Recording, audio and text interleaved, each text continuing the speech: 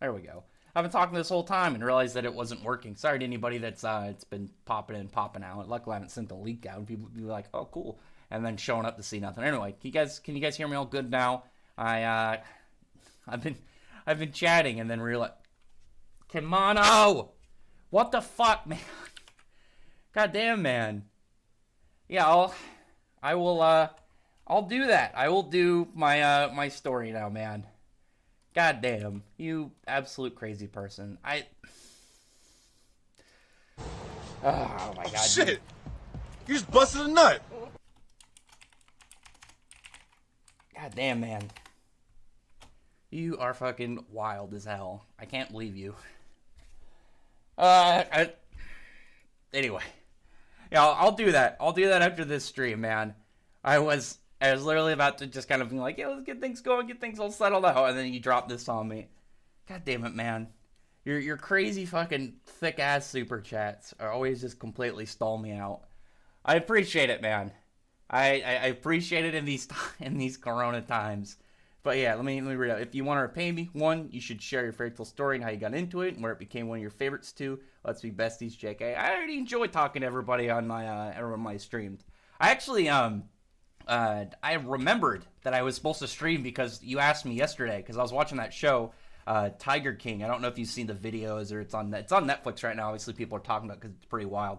But I was watching it and then I was like, I should probably make a video today. And then I remembered you asked me yesterday about the time because I think I looked at my phone and it was and normally I stream like almost an hour earlier than I am today, or at least currently. But then I was like, oh shit, I should probably do that. So I finished watching the show and then I came up here to get in this all set up. So thank you for setting this up, man. So thank you for setting this and then reminding me. You goddamn crazy ass fucking numbers, dude. I wish you would at least buy yourself some nice things. I hope you're at least doing that. I hope you're buying yourself some manga and keeping yourself just as well gifted than what you give to me. God damn, absolutely insane. Anyway, god damn, dude. Anyway, so as the title of this video for this stream, everything so far that I've at least peeked at for chapters this week has either been like on the up and up, things are getting a little bit more heroic and getting a little bit more smiley, and everything else is getting darker of like, yeah, you thought things were going well, and in reality, characters are going to be they're going to be getting a little bit of pain. They're going to be experiencing some despair. I for one, I won't mention one of them because it left off on a point where I think people will, it could go either way for some people. I will say, when I looked at the Chainsaw Man chapter, it goes about as much as you would expect, but at the same time, it's in a fashion that is so mind shaking that it just makes you go, holy shit, this goddamn manga is so insane. One second, man. I want to read more of the chats. I wanted to see more of what you guys are doing this week because I didn't do a stream last week and it felt really weird not doing a stream last week. So I wanna talk more about what's going on currently and as well as what you guys. So ask me whatever questions you guys got in the comments and then I'll get to those in a moment right after I get to just sending out some tweets, just saying like, hey guys, come chat and sending out links in some Discord. So one second. I'm trying to think of what to even type in this tweet. I think I'll just put after a week off, it's back to the stream times. I don't know. That's as best as I got right now. And then let me put in some hashtags, and then we'll get up to stuff. We'll see what's going on. Actually, speaking of it, Kimad, I don't know if you noticed. I've been getting a lot of people actually into the fairy tale lately, which has made me pretty happy. I know I've got a couple of reads on my timeline. One guy I just talked to is pretty interested. I think Broku just finished. He just finished the Alvarez arc, and he's getting ready to go into 100 Years Quest. So we're actually planning on doing a video, doing a collab between me and him of the differences and the similarities between Black Clover and Fairy Tail, which I think is going to be a lot of fun. I really enjoy both of the things about them that you can kind of look at and see like, oh yeah, they share these similarities, and I obviously enjoy said similarities, so it's fun to see them done, while at the same time the view and kind of like the standing point for the series are taken from two different spots. Obviously, that's going to be one of the things I'm going to talk about with Broku is like the fact that in the base kind of root of all things, the Fairy Tale Guild is a job hub, whereas the Black Bulls and all the Magic Knights, they're a military, so that's going to be really interesting, kind of just the hash between those, and then obviously just like the way that the main character is presented, how they each handle stuff, and how each of the characters are kind of done differently. Like, I think one thing that's really interesting is Lucy's more weighted on her intelligence, and whereas like Noelle is like on her just like raw, like untapped potential. Because like Ostis is obviously, he's got like weird powers, but he's also kind of an underdog. He's like both underdog and at the same time kind of like this wild card. Whereas Yuno's like Yuno's the progeny. He's the very gifted person. Whereas Noelle is just like massive, like untapped potential. I know Tabata has said that she has latent abilities that could equal up to her mother's and Julius's. So that's gonna be really cool to see later on. And then after this fight, when we see like what's going on with Vanica, I think it's gonna hold a lot of hopes, but also a lot of pain. Like I don't want to see Noelle and her crew get demolished by Vanica, but at the same time, I want to see Vanica just get a big flex and be a very powerful new adversary. It's weird to think about because I obviously do really like I do really like pretty much all of the main cast of Black Clover, but at the same time, I want to see the villains get displays. I want to see them all get to be big, powerful villains before things kind of get really heavy. And I like that Tabata is letting them all get their own moment, their own spotlight, before we get into like a longer stride of what's going on in the Spade War. Because I think after this whole setup for each of them, it's going to be more of like Dark Disciples. It's going to be more of like getting a larger scope of the Spade Kingdom in general, rather than just it being the Dark Triad. But I like that we're getting a feeling of them now, because it is one thing to think about when you get like the big badass like character, really powerful, the main bad guy, but you don't know how long the arc will be. And when you really think about it, it's like, oh yeah, I'm gonna read. Like if you just read, if you just started Fairy Tail and you're like, you got to Zeref and it's like, oh yeah, I'm gonna eventually see him. But when you really first get Zeref's name, to when you first really see what he's capable of, he's mentioned in chapter 12. And when you think about the length of more than a decade of waiting until you really get to see like kind of parts of Zeref flex, it's a long time. And it's cool because we're probably gonna not see like the big battles between each of the Dark Triad like actually being defeated for a couple of years. So it's nice to see like them do stuff in between that point, which is going to be nice. But anyway, I sent out the link, so let me get to some of the comments. Like I said, Kenmano, you're goddamn crazy, man. That 500, you've given me so much money, man. I appreciate it, but at the same, it's weird because I'm always like, I appreciate it obviously because it's your money. You're able to do with it what you will. You're able to give me, you can give me $1, you can give me however much you feel. But I'm always at the same time, I'm like, I appreciate it, but I'm like, you should also buy yourself nice things, and you deserve to get your own things. I really do enjoy like seeing people on the timeline, and when they say like, yeah, I got like some new manga, I got a new figure, got some merchandise. It is really fun, and that's one of the things I've really taken a lot of enjoyment recently, because I've been seeing more people read Fairy Tail on my timeline, and obviously I really enjoy Fairy Tail, so it brings me a lot of joy. And then like recently I started Baki, and one of my friends on Twitter, he really likes Baki, so me with each of my tweets, like him liking them en masse and obviously enjoying seeing me read them, I imagine he gets the same kind of joy that I get seeing people read Fairy Tail. It's like, cool, seeing someone enjoy this series that I like makes me happy, because I'm glad that the series is spreading, it's gaining more fans and stuff. So it is always really fun to see that. So I've been trying to pick up more series, primarily ones that people are really passionate about. I always really liked when somebody's really passionate about a specific series. One YouTuber that I always will be very honest about, and not in a mean way. I think it's Teching 101. I feel when I watch his videos, I've watched his. I enjoy his Bleach videos because I can tell he's super passionate about Bleach. I've tried his other videos, like he's got like Black Clover and One Piece and some My Hero and One Punch Man and stuff. I've tried watching them. I'm not as much of a fan. I can tell he enjoys them, but like you can tell the gaps between them. Like I'm sure that anybody watching my videos can be like, yeah, he enjoys Chainsaw Man, Black Clover, Eden Zero, Chainsaw Man. Did I mention Chainsaw Man? I don't know. Any of the series on my channel that I enjoy, because I only review them if I enjoy them. I don't want to do stuff just for views. But you can tell the gaps between like how much fun I have reading a fairy tale chapter versus any of the other ones. I get way more hyped. I still enjoy the other ones, but there's a different tone to like obviously my raw level of excitement anytime I get a fairy tale chapter, anytime I have some like crazy new theory that I have a lot of fun kind of going over. What's up, Sage? How's it going, man?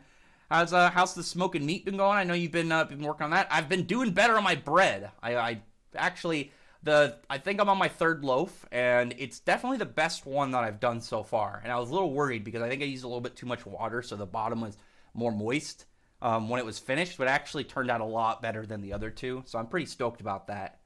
So, and it's been a lot, actually really hard because with all the quarantining going, I'm not even kidding. The flour at stores has been like just barely on the shelves. The only stuff I can get is like the really expensive, like all organic. It's the one that it's in a much smaller bag. I think like a multiple pound bag of flour is like a few dollars, and this one it was like, I think it was like a pound, and it was like $4, and I was like, this is bullshit. But whatever. Again, it's my fault for not being as fast getting this, and obviously other people are going to be getting lots of flour, so they don't have to buy bread since it's easy perishable. Not that. Yeah, what's going on, Big E? I was looking at how I almost said Big Good, but yeah, what's up, Big E, man? Kanmano is the goat for that. Yeah, dude's always going crazy with super chats. And at the same time, like I said, he can do whatever he wants with this money. It's his money. I can't tell him what to do. But at the same time, I'm always like, I wish he would buy himself nice things. Buy himself like maybe some manga, maybe some figures, like I said. I actually was looking at one. I got really bummed out because there's a Blackluster Soldier figure I really want. It's only like $160, and I was gonna order it, but it doesn't come out until September, and so I don't want to order it now and then have to wait 5 months of it just sitting in pre-order status. So I'll probably order it this summer, and then maybe put it towards some other stuff. Because actually, also besides bread, I do really want to learn how to make waffles from scratch. There's a couple things I'm trying to learn how to do, in terms of just like normal. I don't want to say like real life stuff. I think more of general skills instead of just like my weeb passion stuff.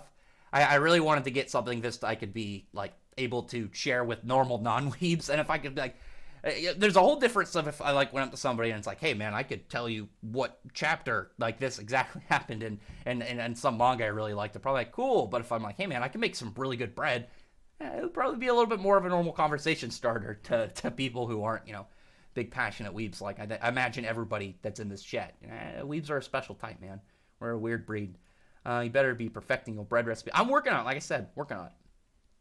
Exotic baby. Oh, Joe Exotic. Yeah, dude, that guy is weird. But at the same time, it was very entertaining. I got kind of bummed out watching it as you could tell he kind of started to like lose that passion for everything a bit near the end. And it was, like I said, it started out a lot of fun, and then it just got kind of sad. I actually just bought a couple new volumes. I was going to buy more, but like some of their, I think it's because obviously right now with all the corona stuff, some of the deliveries weren't as, like some of them was like, I think I was going to buy a volume of Dead Man Wonderland because I was like, I want to buy some manga because now that I have that new bookshelf, this really big new bookshelf. And then I have my other ones and they're empty because all the ones from my other 3 fit and don't even fill up half of my new ones. So I have a lot of extra space. And I was like, okay, I'm going to buy some new ones. And one of them, a couple of them, but the one I think was Dead Man Wonderland was like end of May. And I was like, I'm not fucking waiting till the end of May. I'm going to forget I even ordered it. It's stupid.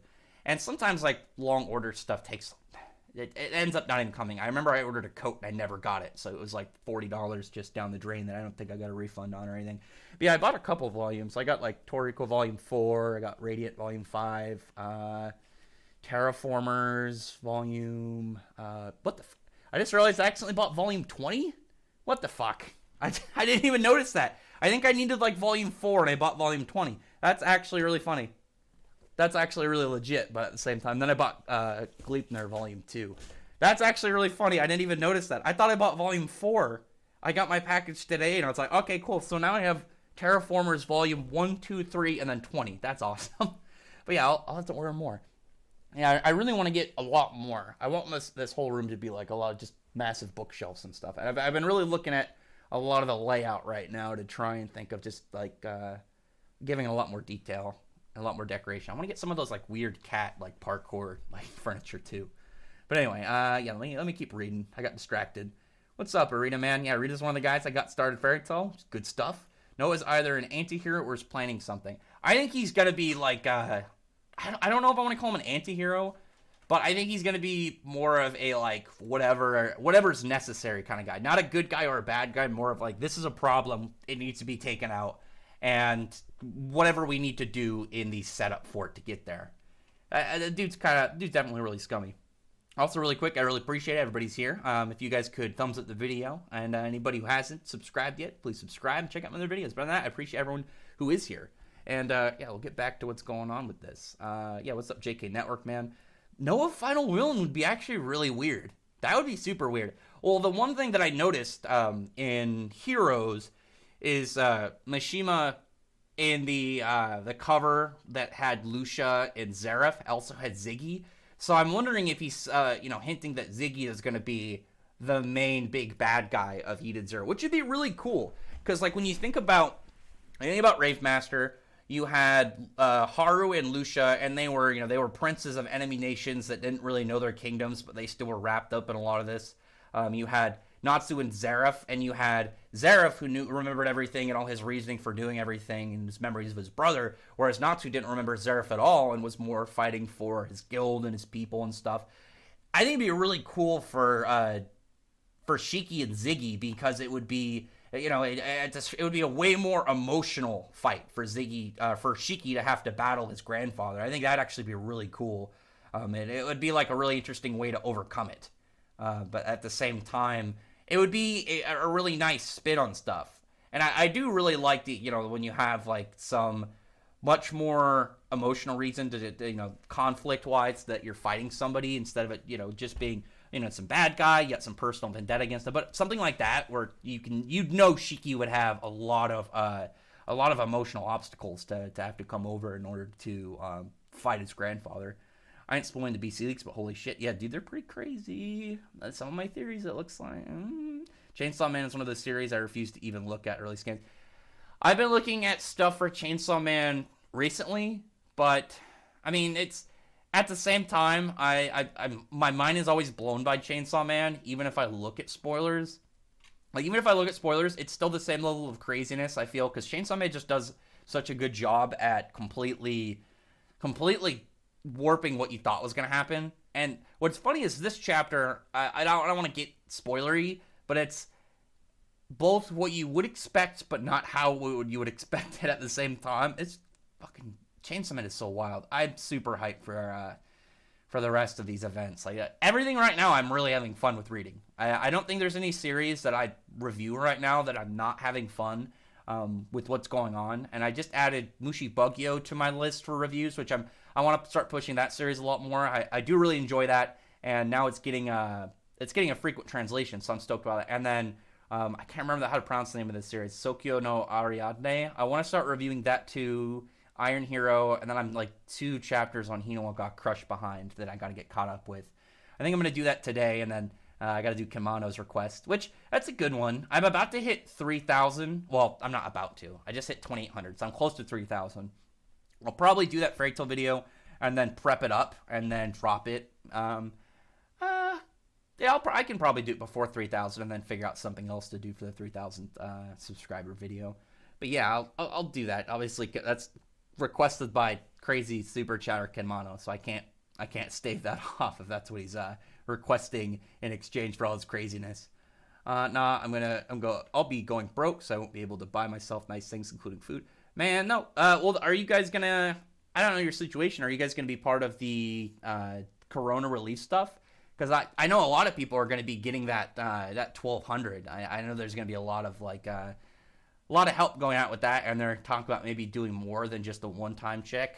Are you gonna be getting? Are you part of that, Kinmana? Are you guys gonna be getting that? I know that it's 1,200 per person, and then like if you have dependents, you get like 500 per dependent. It's going to be pretty sick. I think a lot of people are going to be pretty stoked to get that. What do you think Fee's true power is? Would be when he gets serious with Hermit. I'm guessing, because he's obviously fire-based, he's a sniper. I'm guessing that his ability is going to have something to do with, like, when the hammer hits the bullet and then there's that explosion. I'm guessing something kind of like, I can't remember that dude's name from Fire Force. He uses his power to kind of manipulate the explosion when a bullet goes off to either, make him way more powerful. Maybe that, but also like trajectory manipulation where he could change the shots midair. That'd be really cool. Something like that where it's simple, but at the same time, I think it'd be really difficult to like combat against a sniper, really. Because like with like handguns and stuff, it'd be a lot easier when you're like in close range, but a sniper, it'd be hard to know where those guys are. And I think it was, how far was it that Fi was in distance when he shot Wise? I think it was either 6 or 8 kilometers or something, pretty far. That was just a really cool shot in general. I actually really just liked the idea, because I think like with snipers, I think like a kilometer is already really far. I don't know like the standard, like what is good for like a sniper. I think maybe a mile. I had to look it up. I remember hearing something. It was either a kilometer or a mile is like really hard. So obviously multiple times that is going to be way harder. Who do you think is the Black Bulls vice captain? How strong do you think his shadow magic is? Well, I'm expecting him to be more sneaky and stealthy rather than like being a straight fighter. But at the same time, this guy's got to be fucking crazy. I'm super stoked. We got another week to wait on that, but I'm definitely hyped to see this, because there's multiple theories that I've had going that look to be proven true by this next chapter.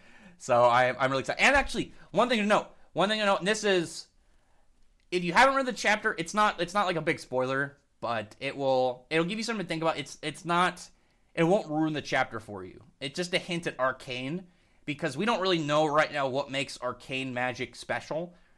It looks like maybe there's a number of arcane like types, like just in general, and people have like a chance to get it. Like there's so many arcane numbers or magic, kind of like devil fruits, like in One Piece. Like there's a certain amount of devil fruits, and you can have a list of like, oh yeah, this is this fruit and what it does and stuff. And maybe if you know what somebody's got, then you'd be able to know what their abilities are. Something kind of like that with the arcane stages, and maybe we can find out exactly what then makes something arcane. Like maybe there's so many, like maybe if there's like 4 fire arcane types of magic, and maybe one, maybe Leopold will get one of them or something, something like that, where it's listed, where it's more of it's not just like, oh yeah, my power became arcane. It's more like the arcane power kind of like manifested in my magic or something like that.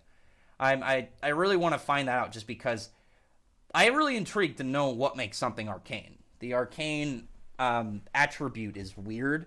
It's not something like dragon slaying magic. Oh, it's dragon power on top of magic. You combine the two, so you have a dragon type of ability. Arcane is like weird, because originally it was like, oh, maybe it's like magic with like devil properties on it, but it seems to just be some weird kind of like variation, like mutation of magic in general. Aragorn versus Una before he got his spirit dive.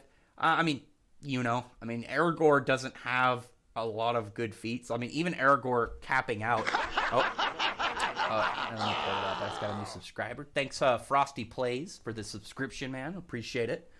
Yeah, but with Aragorn, I mean, really, he caps out like even as peak was with the reborn Erasion Sace. And he didn't even have anything really that crazy. He just seemed to have like a higher end level of like storm manipulation. My cat keeps knocking over my trash can. Luckily it's empty. I kept getting mad. She kept knocking shit over while there was stuff in it. Hey, go lay down. I'm doing stuff. At least quit knocking over my trash can. Anyway, what do you wait? Who do you think? Oh, I already read this. Who do you think he can do with it? I'm guessing more stealth stuff. Natsu versus Luffy debate. I mean, Natsu would absolutely body Luffy. It's not comparable anymore. I mean, the most Luffy got his precognition, which obviously is a good power, and then he got the advanced hockey, or the advanced armament hockey. Oh, thank you, Miguel Moreno, for the subscription, man. Appreciated. But yeah, the advanced armament hockey, which is good, because that one is actually way more useful, because the way it works, you'd be putting force straight into people's bodies to do internal damage. But that's all he's really got in terms of like I want to say. I guess I'd say it's more of a one a supportability and the second one kind of a hacks, but Natsu's just passive heat like output by itself is like gonna be too detrimental for Luffy. He's got higher stats, he's got way better feats, his power ceiling is way higher, and even like stuff like right now we know that his power ceiling is gonna be way bigger. When we saw like Alderaan, Natsu in base is like 1/100th millionth of Alderon's. And even right now, when you look at, you just kind of like scale it down. It's like, oh yeah, his Dragon Force right now, just what he's got right now. His Dragon Force should be above Lost Aspect. Do we know Lost Aspect is a multiple 100 times multiplier? I mean, dropping that on him in general, Luffy doesn't have any known multiplier numbers, and that's just gonna be pretty crazy to see. Like Natsu would body Luffy. It's not even a challenge. And then when you look at where they're at right now, I mean Natsu in base took a half roar from Mercephobia, whereas Luffy got like casually blitzed in one shot by Kaido, and the gaps between Kaido and Mercephobia's feats are immense. Like Kaido is not even close to Mercephobia. So I mean, Luffy can't compete because not only he's lower in stats, but he has no way of really just dealing with passive heat output. Like Natsu's heat output is a really good skill. That's one of the things that made like Yamamoto really dangerous in his Bankai. I mean, it's just a good thing because with fire, it's constantly just pulsating energy that's gonna hurt you if you're within it. Yeah, you can only if your body can't take the energy output, you're gonna burn. This is kind of a hot take, but I like the Gray twist. Oh, the one with Gray's power. Well, yeah, because if you go back and there was a hint to it back in the Water Temple because Gauch said that he thought it was odd that she could transform other things. He's like, I've seen transformation magic, but not somebody transform something else, like transform themselves, but not another thing. So there was hype of her having something different about her magic. There was like hints in there about there being something to at least to take note of. I did like the great stuff. I liked a lot that they're members of two of the members of the Black Bulls that knew each other. At least, obviously, it's not like they were close. Like he didn't obviously remember her, but she remembered him. That they had an interaction before they were in the Black Bulls. I thought that was actually really cool. I liked that a lot. And I am looking forward to seeing more about what her whole hint is, because there's obviously, like when we saw Vanessa like looking at, there's going to be more to it. We'll find out more exact what it is. My guess is she can change, not just because we know she can change the attribute, like she can change like gel into plants and stuff, like magic into a different type. I'm guessing she can change the nature of the spell, like she turned Dante's sword into a healing spell, which would be really cool. Like if she could turn a healing spell into an offensive spell, she can turn a spell that like is more of a debuff into a buff, something like that, where she can kind of reverse something. I think that would be really neat. I think that would give her like a lot more to work with for a presence in the series. Because other than that, like all she really had was messing with other people's attacks, which is useful, but it seemed more situational than anything. Like you put her in a fight otherwise with Dante, and she can't really do anything outside of that. Like what is she gonna do? Turn his gravity into something else? I mean, there's a much her power was useful. But I think its limitations were too much on it. If it's just she can turn something into something else, a useful power, but at the same time, it wasn't as flexible as like a lot of other characters in the Black Bull's powers are. Anyway, let me get back to some of these.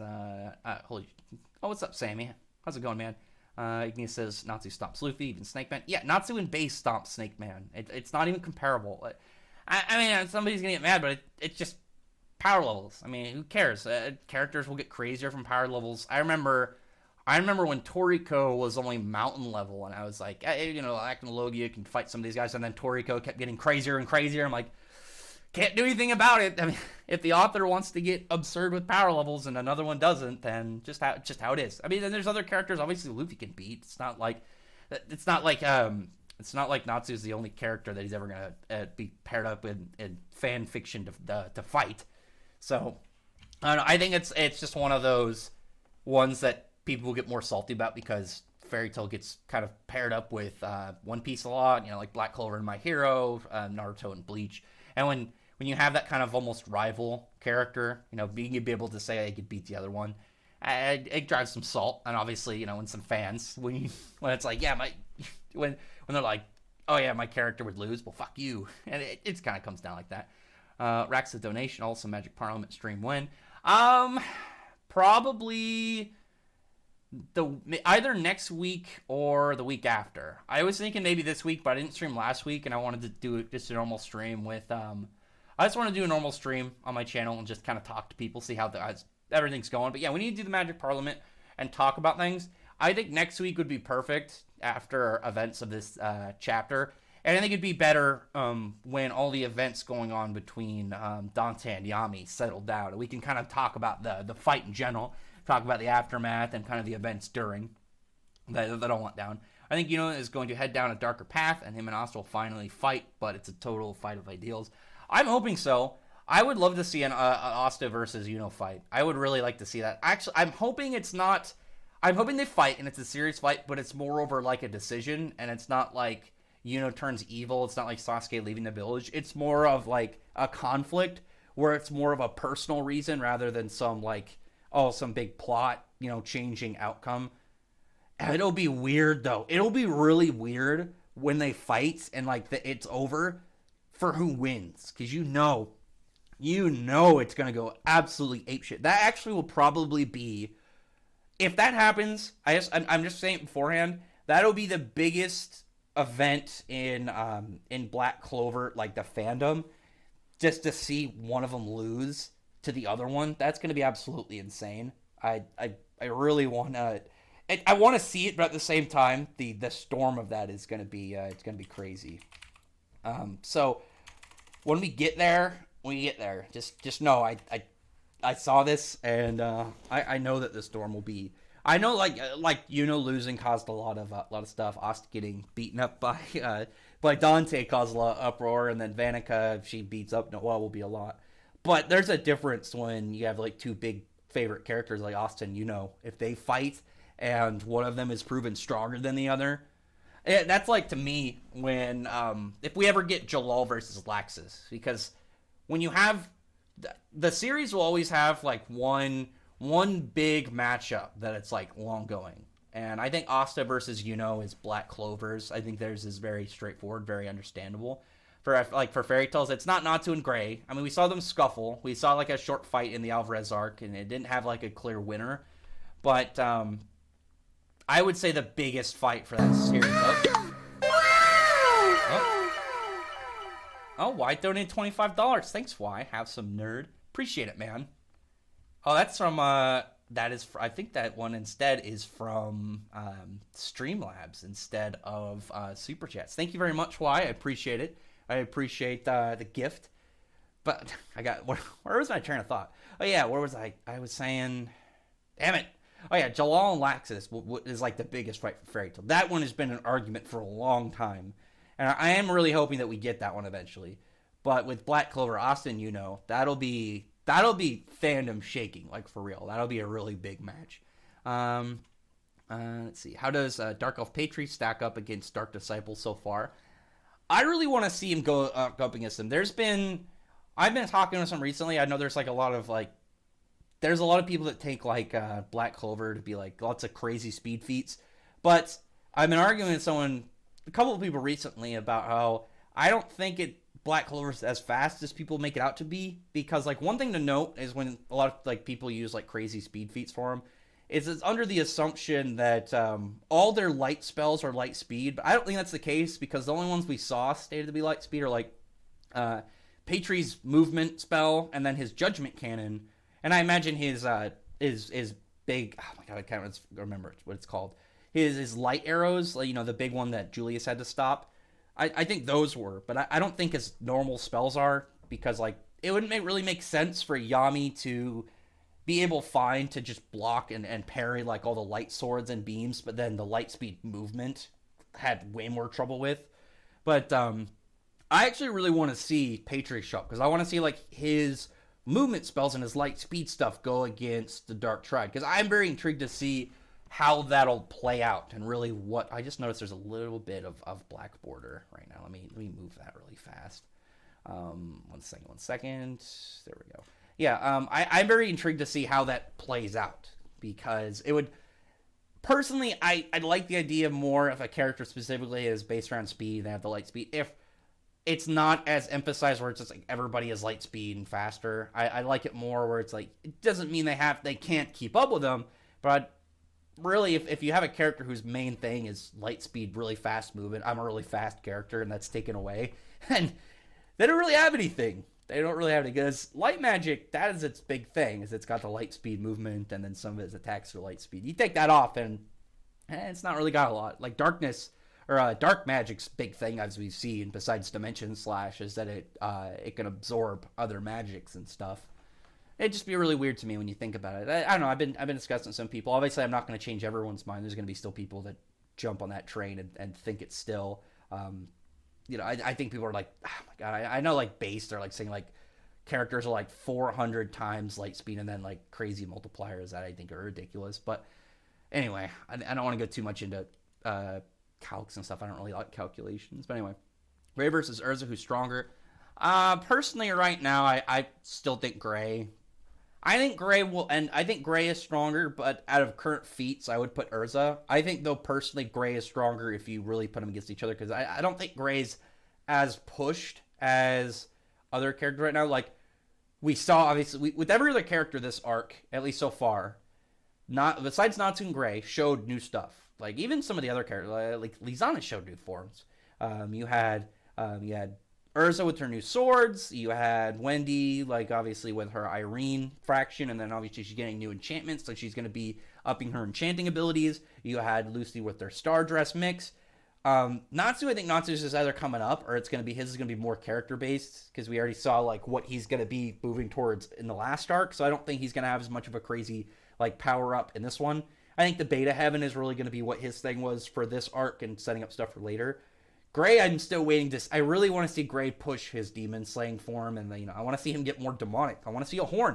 I've been waiting forever to see a horn with icicles on it. I want that. Anyway, what's up, Jared Punch? How's it going, man? Let's see. I'm really hoping the new character we met in Black Clover is the Vice Captain, because if there's a awesome dark magic combo, yeah, that'd be pretty sick. I'm very curious to what this character exactly is like. I'm super stoked.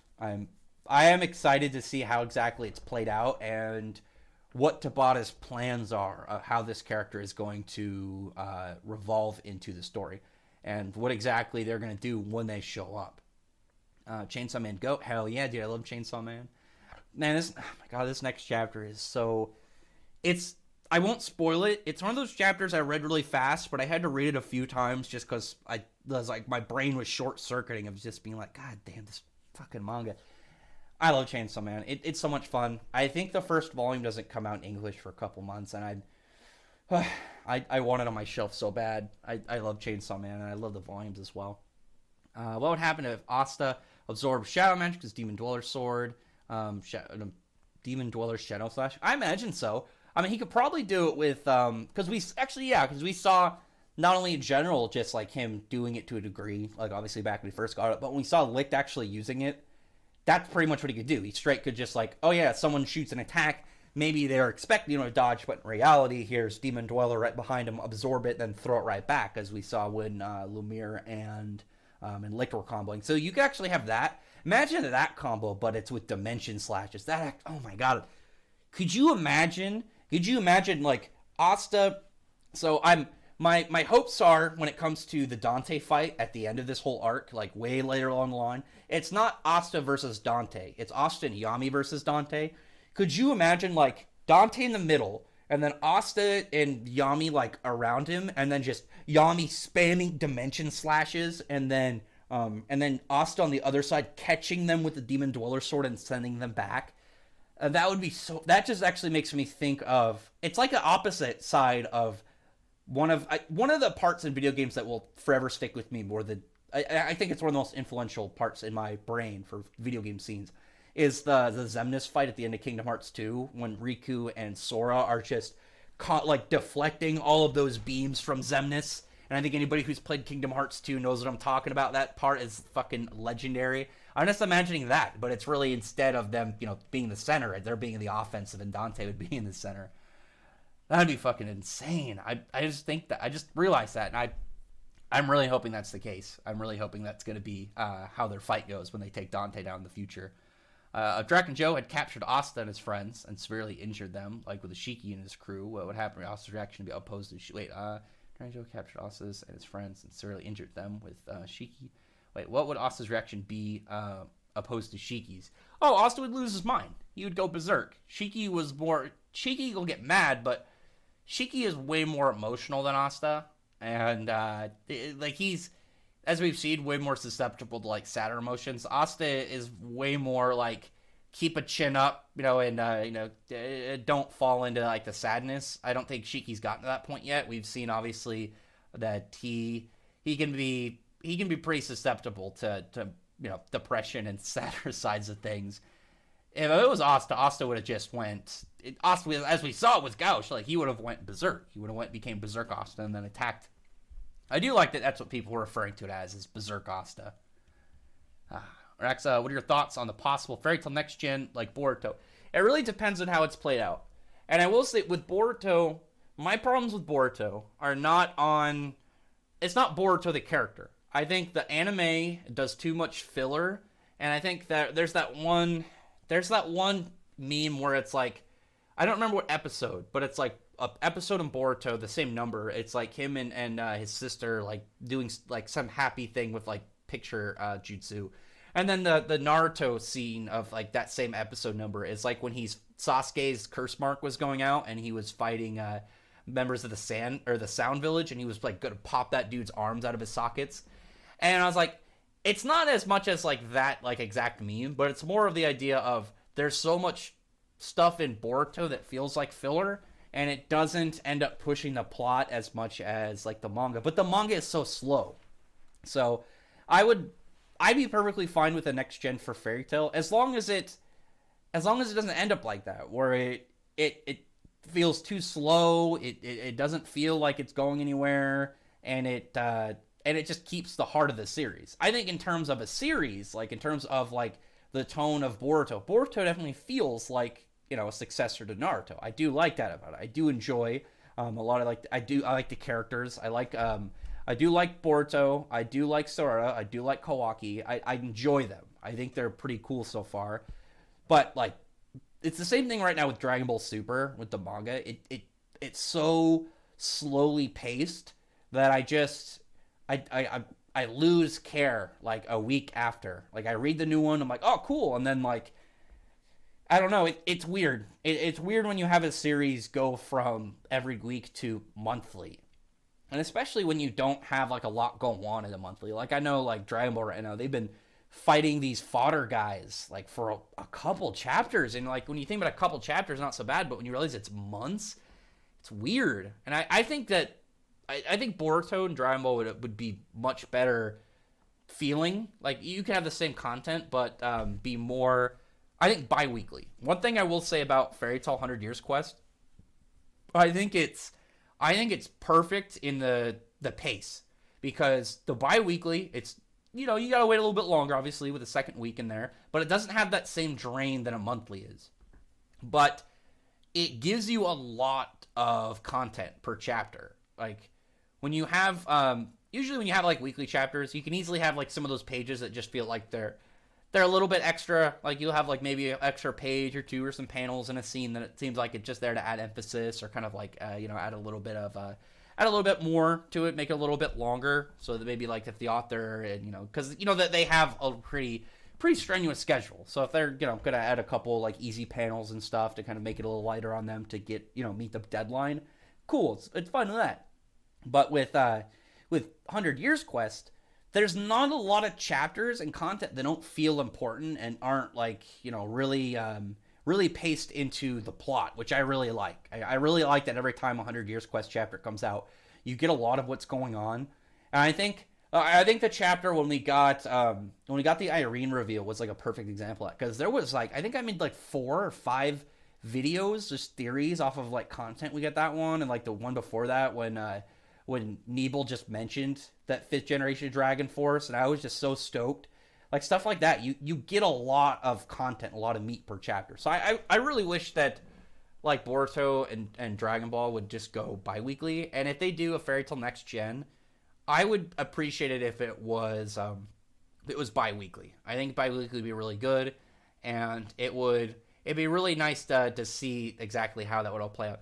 One series I actually really like the way that it does it is UQ Holder, and it's a lot looter than Ninjima, and especially when it moved to monthly, it moved to a different magazine. It had a lot more range to do a lot more loot stuff. But one thing I will give that series super props to is that it treats older characters the way they should be treated. And there's a tone in a lot of like Western comics in the last couple of years when they want to like hype up any of the new characters. They do it by making the older ones kind of seem a little bit less important and a little bit less less, I want to say, relevant. It'll be like some guy be like, oh my god, I can't believe like this character is so much better, and it's just like this guy's been like a face for like I know there's one. I don't remember the issue, so I don't if you want to know specifics, you'll have to look further. There's like one where they wanted to make X-23 more frequent over Wolverine, and it was like Wolverine versus a bunch of ninjas or samurai, and I remember someone telling me like he's handled like a couple dozen of these guys before, like on his own, but for some reason here he was having trouble with like 10, and he was just like in awe of how amazing X-23 was. And I'm like, you shouldn't hype up a new character by kind of making the old one look lesser.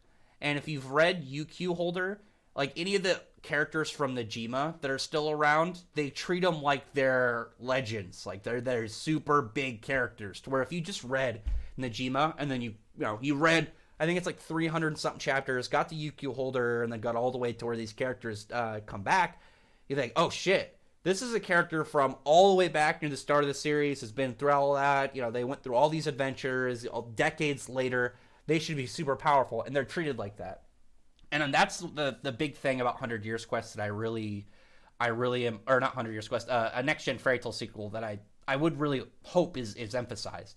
And that's one thing I actually really do like about Boruto a lot, is like there are parts when Naruto just flexes, and you can see just the level of like when characters realize how powerful he is. Because you got to keep in mind for like Boruto and like any of the younger kids in the Leaf Village, I don't imagine there's a lot of crazy stuff that was happening during like their youth to where Naruto had to get serious. But then when all of Kara started doing their stuff, and you really saw the Hokage, who you've heard like legends about, but really you only know him as like this kind of political kind of desk guy, and then you see him actually flex his power, and you just realize like how much of a gap really is between him and like everybody else. It's a nice feeling. I really like that, and I'm hoping that like if we get a next gen, you maybe get like Natsu as like he becomes like that kind of old guy version like Gildarts, and just you have like a character maybe not maybe talk a little trash, and then really like Natsu has to flex, and you just see like it's such a special feeling when you have it's like with Boruto, when you saw like characters like talking shit, and then Naruto stepped up, and you're just like, oh, these idiots don't know what they're getting into. And I want to see that with Natsu, and just like old man Natsu getting ready to flex on some people, and it's like, you dumb shits, you don't know like what this guy's gone through and like the level of beating he's gonna deliver. Anyway, I rambled on that, so I gotta get that. Where was I? You watched the new My Hero episode? I haven't watched it yet. I was waiting because the new Yu-Gi-Oh series drops today, so I'm pretty hyped to see it. My cat's following my mouse around right now, and I'm really worried she's gonna jump at my TV. Let's see. Holy crap, 500. Yeah, that Kenmano's crazy, but also why? He gave 25, so you gotta give him appreciation too. I appreciate all donations. They're not required, but they are appreciated. It's hard to shoot your shot when you're a weeb. I know, man. I don't remember who I was talking to yesterday. I was talking to somebody about playing. Oh yeah, it was fucking Kid Otaku. I was talking to some girl on Twitter, but it was like I just wanted to play Animal Crossing, and I was like, hey, just come. Do you want to come over to my island? Because I just want more. I just want more people in Animal Crossing. Because one of the things you can do, even if they're on your friends list on the Switch, you can't send them stuff in Animal Crossing, I think, unless you've at least like the characters, like you've been to their island or they've been to yours, and you can request to be friends, like in game. So I was like, one of the people that I'm friends with on Switch, but I'm not friends with in Animal Crossing. I was trying to get to come to my island so I could send her a request, and then you can have more to do with the game. Plus, if you go to somebody else's island, you can raid their shop as well, see if they have anything cool. And he was just like, Rax out here casting his line, and I'm just like, man, I just want to play Animal Crossing. I'm not trying to hit on these girls. I'm not trying to scoop up any Twitter girls. Like I don't think my game's that good. But yeah, I've been saying last chapter that Dante wasn't trying. Yeah, me too, man. People were being crazy. Man. When Draken Joe goes full overdrive against Shiki, do you think his entire body will become crystallized or just have? I'm hoping he goes full. The issue is right now is if he goes full, then if he goes full overdrive this chapter, my cat, I just said she's I left my mouse over the chat box and now she's like standing directly in front of it trying to get it. Excuse me. Scoot over, please. I'm trying to read the chat. Goofy cat. But yeah, where was I in my head? Damn it. You made me lose my train of thought. Where was it? What chat was it? Or what comment was it? Yeah. I'm actually kind of hoping it's partial. I want to see it full because I want to see what the design is. But I'm hoping it's partial just so we don't have that kind of like ceiling with overdrive yet. But I'm perfectly fine with it. And then maybe like there'll be something beyond overdrive. Maybe the characters will develop, which would be really cool. Because for the most part, when you think about like Haru had like the 10 Commandments swords and he was like unlocking them and he got reveled.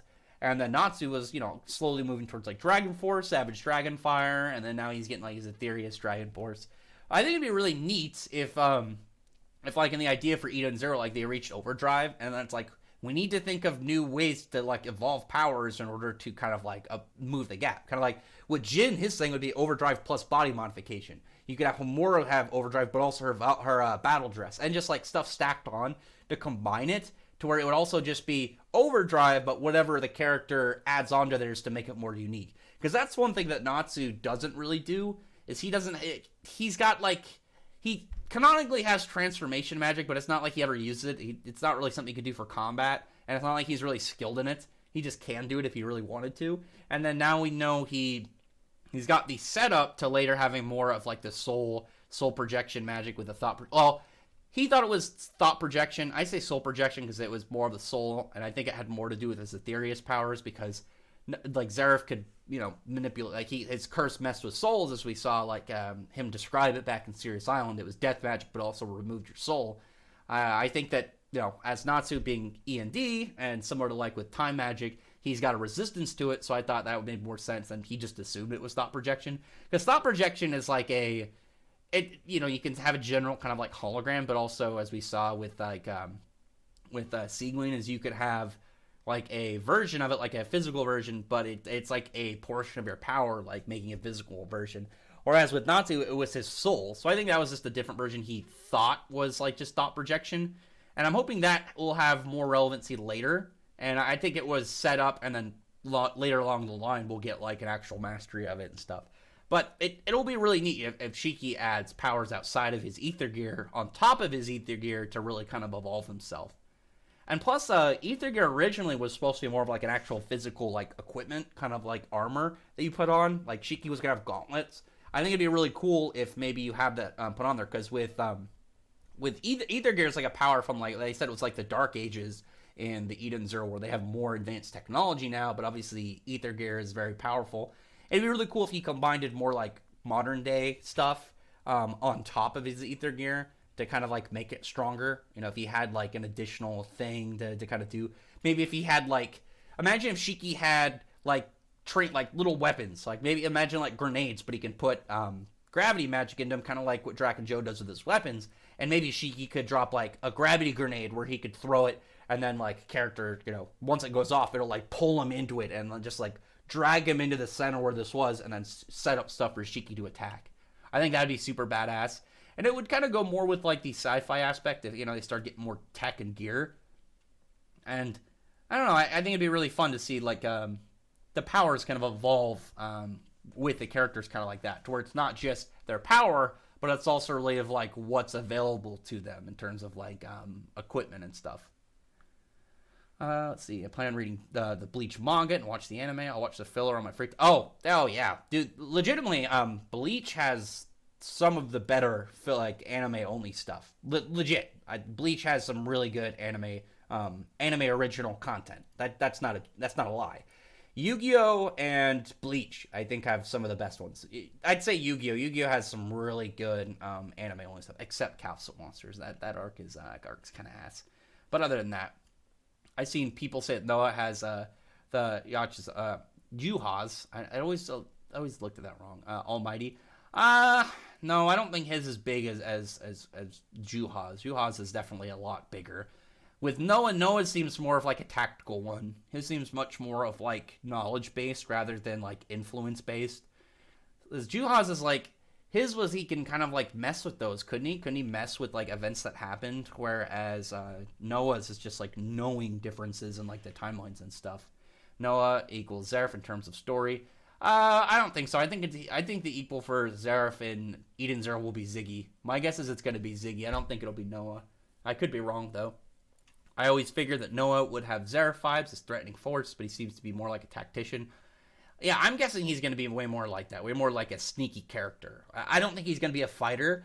If he fought, I think the way that would make him really cool if maybe he's more technique-based, kind of like Night Eye. Well, he's not like feature sight. I'm wondering what it would be like. Maybe if he could just kind of like read people's movements or something. Maybe like that, and then give him like a rapier and make him more of just like a really cool, swift, technique-based fighter or something. I don't know. I think there'll be some good warlords in Eden Zero, like there are some good warlords in One Piece. I could see it. I'm trying to think, because the Araskian says Galactica. I mean, we know Drac and Joe is like a crime lord. I imagine they'll be more like if there's a good one, it's more like they're independent than anything else. Like they're not a good guy. They just don't feel like being evil. Like it's just like I want to be free. I do what I feel like. You know, if they want to go out and commit like villainous acts, they can, but they don't have to. I don't know. I can see it going more like that if there was going to be a nicer one. Because with Drac and Joe, I don't see Drac and Joe like in general being like malefic. From what we've seen so far, he's more of like a business guy, and he's really doing what he's doing now because he sees gain in it, and it's part of his his scheme, his plot. And if you took that away, he probably wouldn't be like as hostile with all of them versus like if you put up like Zero or something in front of him that dude's just kind of like malefic and crazy. But something like that I can kind of see for a nicer warlord, I guess, with the Horatio States Galactica. That wasn't me. That was a Jared Punch. F in the chat for Twice. That made me sad. I like Twice. Hawks is cool, but I like Twice better. So now I want Hawks to get roasted. That's Igni, not me. Where do you rank Drac and Joe among Mishima's villains so far in terms of hype and writing? I want to wait to see. I'm gonna wait to see afterwards. Right now, I think he's interesting in general because he's not like a lot of Mishima's other villains. Because he's not like when you have someone like Zeref. Zeref's super complicated story. He's got like a lot of total like influence. He's kind of good but bad. He's kind of bad but good at the same time. You have someone like Zero who is like a straight up villain. Like Zero was a raw bad guy. He didn't have like a crazy backstory, didn't have a crazy reasoning. He just was a bad guy. And then you have someone like Margear, where if you look at from Margear's perspective and the Aetherius is kind of like view on things, they were doing the right thing. Whereas the Drac and Joe is just a crime lord. He is a criminal. And I think it's going to be really cool to see like how he plays out differently. And I think one of the things that he did, like when he executed Shiki for the disrespect, that was one of the things that really kind of laid him out more as standout in comparison to like Mishima's other villains. I think he definitely holds a lot of potential. I think what'll really determine if he has a position where I can kind of look at him and say like he's one of Mishima's like bigger villains, like I could say like, oh yeah, this is one of the better ones that he's got. Will be really based off of whether he has a role beyond this arc. If he ends up having a returning kind of presence, and I'm hoping he does. I feel like he'll be a returning character, and I think that's what Hiromishima's laying him out for. And I could see him being like the series' Laxus, and and with Jin and Shiki seemingly getting set up to team and duo him, I could see that happening.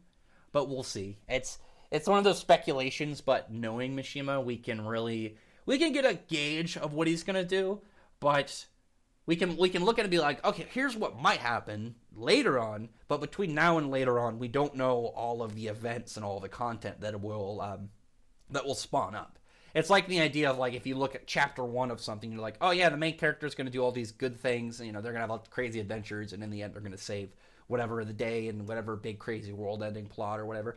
But it's the meat in there that that really kind of like makes you want to know what happens. Like right now, Black Clover, by the end of it, the Clover is going to beat the Spade. Whether to what degree we don't know. It's not like they're going to lose and all die, and the Devils will just win and take over. Maybe the Devils are let loose, and that'll be the arc after the Spade War. But it's the content between now and the end of this whole war that you want to know. Like, how does what play out? Let's see. Not at me. I already read that one. I get it in spending it on manga since I don't need the money.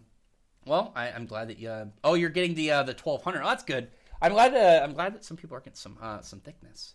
Did I hear Rax is gonna read? You know what? Yeah, well, I've been meaning to the last couple days. I actually still have the page pulled up. I was gonna do a review of the chapter 28 a few days ago, but I saw that I think it came out on the February 25th is when this one that I have pulled up came out. So I was like, I'm just gonna wait a couple days until chapter 29 comes out, because then I'll just do 28 and 29 together. So I got to do that. I've been meaning to do that for the last couple days, and then that and Iron Hero are two series I've been really wanting to do. So if you haven't seen that, that's a really really interesting series. It's like this weird human. I don't want to say steampunk, but like the whole premise is like the characters are born with like robotic limbs coming out of their back, and I think it's like if you have more than two, it's like some weird demonic like omen, and the main character has like four, but his aren't like for offense. He uses them like he's like a mechanic dude. He's like more of like a tinkerer. So like the way that he fights like some robots in the first ones, he's disassembling them, and just like instead of destroying them, he's fast motion like picking apart like bolts and screws and stuff that connects it, so like afterwards they just fall apart. I'm very intrigued to see how that series goes. I think there's like 3 chapters so far. I really need to get back to reading that. I read the first one, and I want to read more of it. It's definitely a really interesting one, and I think it's from Kodansha too. So obviously I got to support, because I'm on that side more than damn Shueisha. I don't hate Shueisha, but I like Kodansha's series more. Speaking of which, I want to get a date already for the Seven Deadly Sins sequel, because I actually am very intrigued with that. What is it? The Four Nights of the Apocalypse. I actually really want to get to that series. I think it's Four Nights of the Apocalypse. Black Gold Vice Captain. Hello, Asta. Who the fuck are you? Black Gold Vice Captain and what you wish you were. I mean, Asta's probably going to be the vice captain by the end of this. I don't know. Maybe this guy will die. Do you think Rebecca will be more OP than most of Fairy Tail and Rave characters by the end of the series? It really depends on her level of like influence on like time manipulation. I don't think she'll have free just run around time manipulation. And then when you look at it depends on the characters as well. I think definitely like when you look at a lot of the Bolt characters, yeah.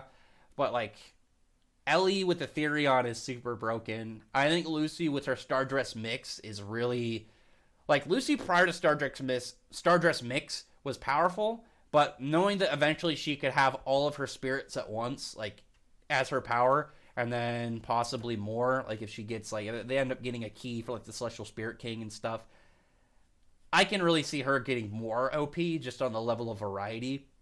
And I know it's not canon. Like, it was hinted that the Celestial Spirit King can affect time. Like, not like the Zareth, but, like, it was hinted it was in the anime, so it's not canon.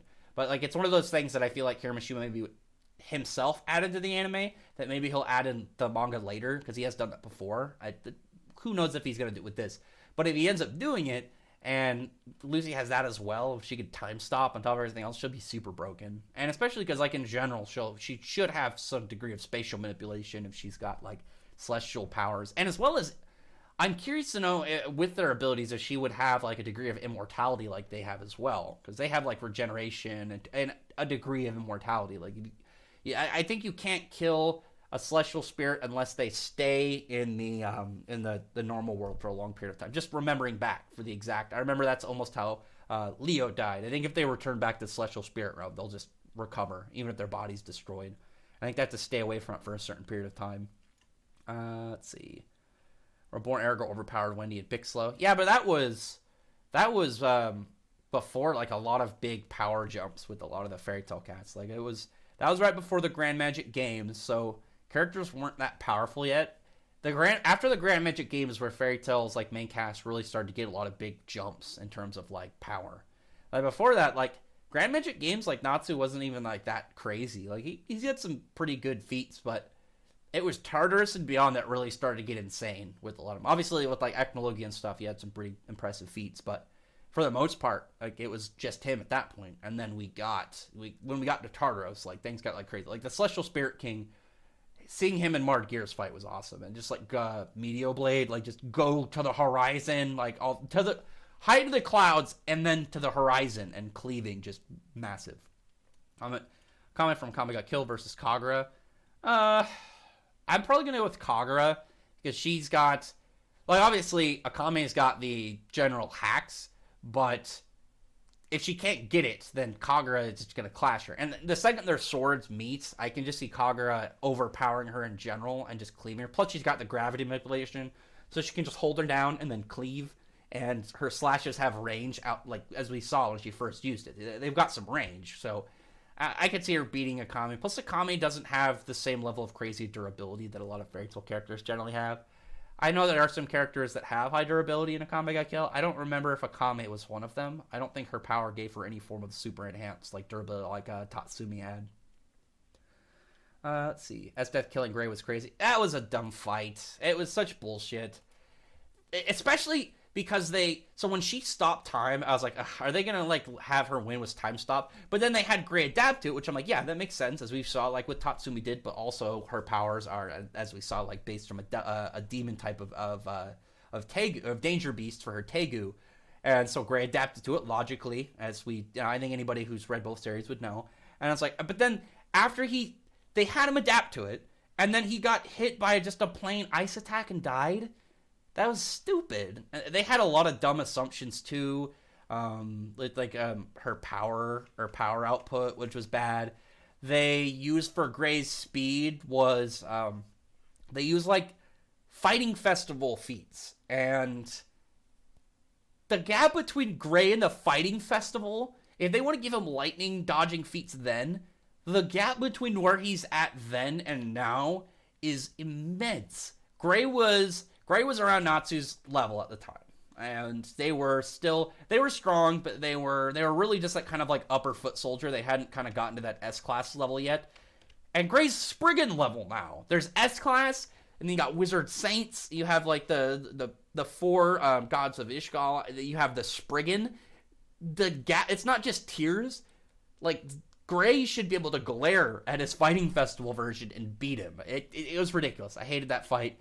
The fact they had Gray in his demon slang form taking damage from ice attacks is ridiculous.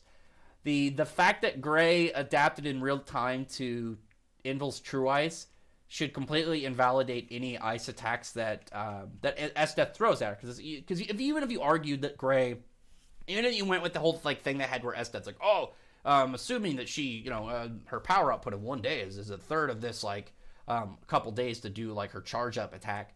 Even if you assume that. And this idea of like he's hit by this attack that he's not resistant to. Let's just say like in the theory of it's too high above like what his resistance at, it's gonna damage him. Gray would be able to adapt to it in real time, given that he was able to adapt something that voids durability. So even if it damaged him before it even really gets anywhere, he's gonna be able to adapt to it and then become immune to it, as he did with Invil's Choice. If you adapt to something that literally voids durability, then the power output shouldn't really matter that much, as long as you're fast enough to do it. And like I said, when they took their speeds and they're like, Esdeath had some like lightning dodging feats and so did Gray. Esdeath was, while she was as strong as she is normally, Gray was hundreds of chapters earlier and so much weaker. And I like they counted Laxus's lightning magic and said, oh yeah, it's lightning speed, but then they didn't count like Sting or Larcade's like light magic as light speed, and then didn't put that to Gray because it should have. It was a dumb match. It was super stupid. Is Wendy stronger than Sting and Rogue? I'd say she's definitely stronger than each of them individually. Sting and Rogue are not as powerful apart as they are together. They've shown to be more powerful when they're at a unit. Not just as like, oh yeah, there's two of them then. They like Sting showed in his spinoff that he actually himself became more powerful just being within the vicinity of Rogue. Their teamwork just seems to really go into their power in general, not just the fact that there's two of them. I'd say like if Wendy fought both of them at the same time, I would give it to Sting and Rogue, but individually I would put Wendy above both of them. Oh shit, where was I? Let me scroll up and see where I was. I scrolled down and lost my place. I'm not nearly as behind back as I thought I was. Let's see. Here we go. Maybe Rogue, probably not Sting. I think individually, I want Tenga's Imperial Dragon Sword to be simple katana. It resembles Kenwai swords. You should add some a little bit extra to it. If it's just a plain katana, it might be a little bit boring. Because something about when swords have like a unique design to them, it just adds like an extra level of flair to them, which I really like. It doesn't have to be some craziness to it, but just to kind of like have that presence in them to where they're identifiable from like a standout weapon. It gives the characters a little bit extra. Not there's a Scarlet Be My Woman, Jalal. You better back off. Oh, Jalal would fuck up Dante so quick. Do you think Drac and Joe will be stronger than pre-skip, time script, Cobra and Shuda? Probably, because he's got he's going to be the big villain, and pre-time skip Shuda is not that strong. Prior to him coming back, he was not a very powerful guy. His power was good. That Darkbring, where he can make selective explosions, was really useful, and obviously Cobra with his hearing magic and his poisons. I would give Drac and Joe though, in terms of like the pre-skip versions of Shuda and Cobra. Fan service. I enjoy fan service. Tartarus, Arknatsu, and Grey team up to fight Dante. Can they win? Yeah, they'd win. They would definitely win. They have the advantage. Like Grey has devil slaying magic, and he can counteract devil-based abilities as well as Natsu can burn magic, and he's generally he's got more range, he's got more feats, he's got a higher level of AoE. I think they would definitely win. I'm not sure if Dark Elf Patria will be enough to fight the Disciples. Oh, he could definitely fight the Disciples, 100%. When Asa trains even more, do you think that the new Berserk form will be his new default form? Oh, that's going to be way later along the line, because he hasn't even got to like regularly get him to that upped form that we saw where he got when he fought Zagrid. When him and Yuno kind of had their first growth of their forms. Like we saw him go into shortly before he went Berserk, but we don't know if that was more of like a just progression of it, like the intensity of it versus like just dropping into it normally. But I could see that being a while before he gets the more amped version where he gets like the Berserk level 1. I'm still curious to know what the percentage of it is. And if like it's maybe if it's not just like general like adaptability to it, but maybe like a percentage of it, like the further you go down, the more dangerous it is. How do you feel about Trash Captain William? I think now, I think we're on the way for a redemption arc for him, and I'm up for a redemption arc, but until then, I'm gonna hate him. Those KNY spoilers. I like the spoilers. I think they're interesting. I've talked about it for a little bit. I've mentioned a couple times that I thought the author was getting stuff prepped, and I'm happy to see it. I enjoy when they expand worlds out more, and especially when they set stuff up, because that was more of my issue with like what was going on with the Muzan fight. And so I was like, if the series ends after this, what was the point of all this stuff? What was the point of all this stuff set up for like possibility of more if you weren't going to use it? But it looks like we're going to get some more. Post Elf Possession, can beat one of the DEP. Definitely. Wait, Dark. Oh, if can beat one, then Dark Elf Patri can. Yeah, Dark Elf Patri can definitely take a Dark Disciple. If the entire my cat's falling. She slowly just rolls off like when she sits on my lap, so she'll fall on the floor. I gotcha. Sit on the desk. Rex, do you think that Ether Gear overdrives will become the norm of Eden Zero? Of getting excited to see kind of like Bankai's in Bleach? Yeah, I imagine when it comes to Ether Gears, anybody that's like going to be really powerful is going to have overdrive. I do like that now we have this kind of like, we have the Ether Gear, we have like advanced Ether Gear, and then we have overdrive, the higher end version once eventually they get there. I'm kind of hoping when Shiki and Jin fight Drac and Joe, they win with teamwork and maybe have partial overdrive, but it's not like they just kind of like match up to his level. Just because I think it'd be cooler to see more of it later. Maybe more just to see how it goes. I'm imagining Shiki's. I just see Shiki's as kind of being like looking like the Human Torch but green, and then having like starlight all over him. I think that'd be pretty sick. I really wish Asta was vice captain. I give him time. He's getting there. He'll get there. Just like oh yeah, give Asta some time. And the thing is, Asta's been out like far away where Yuno's been at base, so he's probably had a lot more time to climb ranks. Plus, we don't know what's going on with Langris and stuff. Zareth made Asta into an Aetherius and combined that power into Asta's devil. So strong would Asta be? Well, if he was an Aetherius, I mean, he would at least be baseline, like up to like a lot of like the Tartarus characters. So he would be, if he was at least members of like the 9 Demon Gates, he would definitely be like captain level. Who's Zareth? Zareth is one of the big villains of Fairy Tail. If you haven't read that, if you haven't, you should read it. Man Called Truth Kingdom Hearts. I've been trying to beat Yozara for a while. That dude is fucking hard. Oh my god, that boss fight is so irritating. But I get mad fighting him, but at the same time, it's like I get it. He's a DLC secret boss, so I'm just like, it makes sense. He's super busted, but at the same time, he's so frustrating to fight. God damn, he is super frustrating to combat against. Who's my favorite Kingdom Hearts character? I like Roxas too. I like Sora.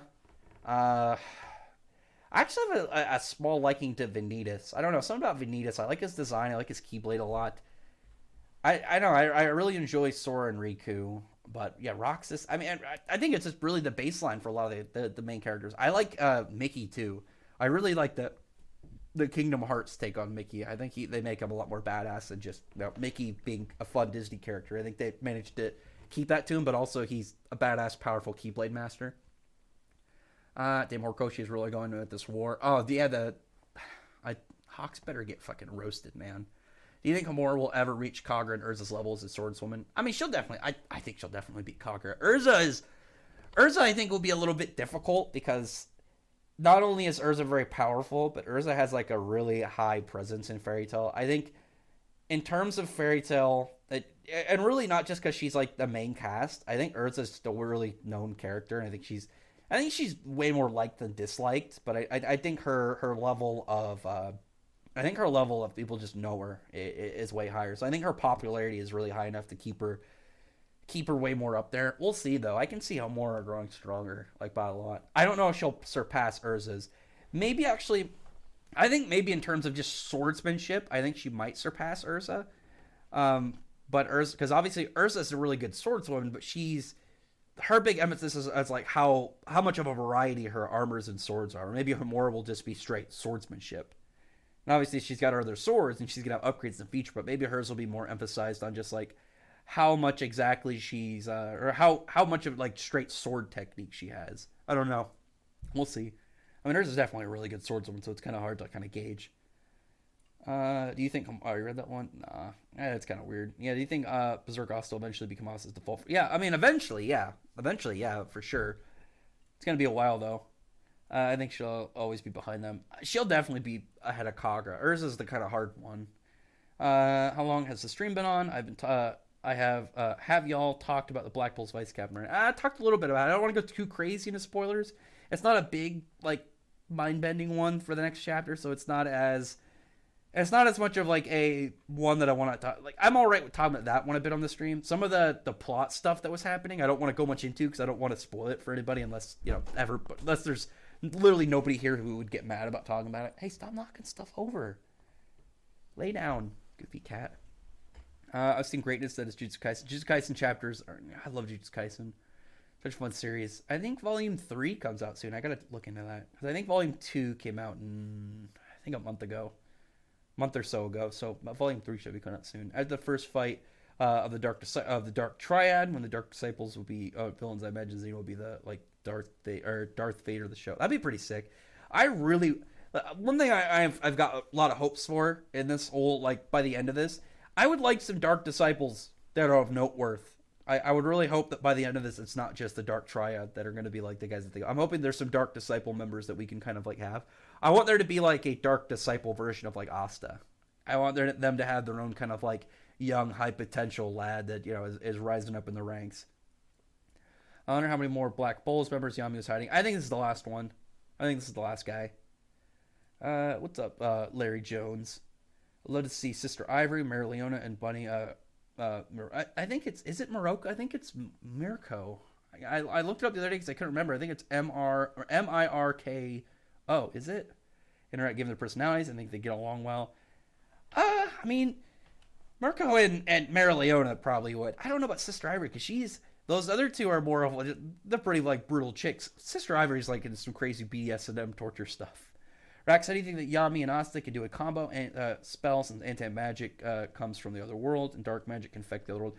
Their combos, like I said, I can see it more of like Yami doing dimension slashes, and then Asta on the other side catching them with like any that miss with the Demon Dweller sword, and then reshooting them, and really them just kind of like dimension slashes all over the place, just constantly going back and forth at whoever they're fighting. Probably going to be Dante. I remember Tiger King on Netflix. Yeah, I watched it. I just finished it before the stream. Seven Road Magician still looks ridiculous. I don't know. I like it. I think it looks I think it looks fine. I mean, it's got a neat like design to it. I like that it's back to a. Looks less crazy than like Odd Eye's Pendulum Dragon and Decode Talker. I don't know. There was a level of just extra effort into them, which is still cool. But I think they kind of like broke away from the base form, and then I think that personally the base one should be pretty easy to look at, pretty simple, and then once you get it upgraded, I think it ends up having a lot more. I think it ends up having a lot more kind of presence and a lot more noteworthy of just this is the buffed version. I don't know. That's just my personal opinion. Obviously, I don't think anything could really be. Well, there's definitely something to be over designed. I don't think any of them are over designed though. I definitely like Seven Road Magician. I think it looks cool. Plus, obviously, I like fire, so I got a little bias on that one. Liz, what's up, Gladius, man? Wait, is Yu-Gi-Oh! 7's out? It's supposed to come out today, but I don't know what time. I actually really want to watch it. I know people have been taking jabs at the art style. I don't really care as long as the series is fun. I don't really care. I like Yu-Gi-Oh! For like the crazy plots and the fun characters and the outrageous duels. So that's all I really require to be happy when it comes to Yu-Gi-Oh! As long as there's absurdly over-dramatic duels, I will be happy. Oh yeah, Darth and Darth. I was a little bit confused for a second when you said dark. Well, I guess Darth means dark, so it's not really like you messed up. Who do you think will be false over? Or who do you think will get false overdrive first? Rebecca, Amora, or Wise or Amora? I'm guessing Wise. I think Wise will get the upgraded one first. Let's see. Just one. Did you like it? Oh, is it out yet? Is it out though? If so, don't spoil it for me. Don't spoil it for me if you watch the Sevens episode. I do really want to watch it. One of my friends and I are gonna watch it together. I'm pretty hyped. Ether. Like. Well, I guess it's kind of hard because if you don't read Fairy Tail, because Fairy Tail is ether, not Aether. I hope will be able to teleport like Licked very soon. Also hope that if the stone is a key that activates a legendary weapon that only Ralph knows about, that'd be weird. We did actually, you're right. Now that we think about it, there aren't really any like crazy ancient weapons and stuff in Black Clover. Maybe that's something we could get. Maybe just like some old relic or something that they're trying to harness, because we have the Shadow Palace, but that's not really a weapon. I mean the whole that whole tablet was, I guess you could kind of count it as like a relic, as some form of artifact, but I want something like a cool weapon. Yes, other guys with guy who's using Kaiba's Blaze with Dragon. I'm like, what? Oh yeah, I'm curious to know what that's about. That was really intriguing to me because I want to know how this guy got a blue eyes and what exactly it's going to do. Because they did say that this series is supposed to be an anniversary series, because this is the 20th anniversary for Yu-Gi-Oh's anime.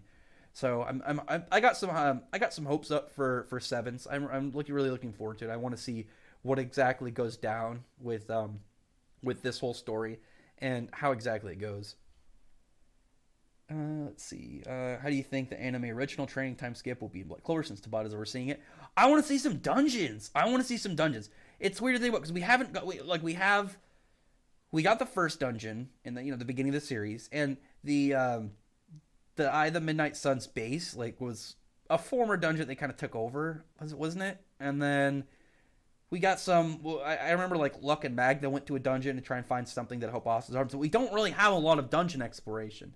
But that's something you could easily do to add, that's something to do for this time skip period, as well as obviously you could go there. You could have just monsters and traps and stuff and trials in order to get them stronger. I would like that. I want to see some dungeons, man. And then you could have like a character. Maybe you have some of the characters like maybe you can have one of the explanations and one of the things that makes Leopold stronger, or someone any of them really. But I'm using Leopold's example. Is maybe he gets like a magic tool from one of the dungeons, and then after you see the episode show up, you see him get it, or maybe you have him show it in the anime. Actually, I think it'd be cooler if you had it shown in the anime him obtaining it, and then right afterwards, like a chapter drops where he's like getting ready to use it, and then that'd be really sick. And then you see like, oh sweet, he just got this, and then you see the chapter come out, and he's about to use whatever item he got, and then bam, you see what exactly it does. I think that'd actually be really cool. Five hold racks. Wait, fuck 5 holds racks. Who's that dude? What? I don't know. I don't know what that means. Excellent try. I don't know. Maybe legendary bow that was created by the dwarves.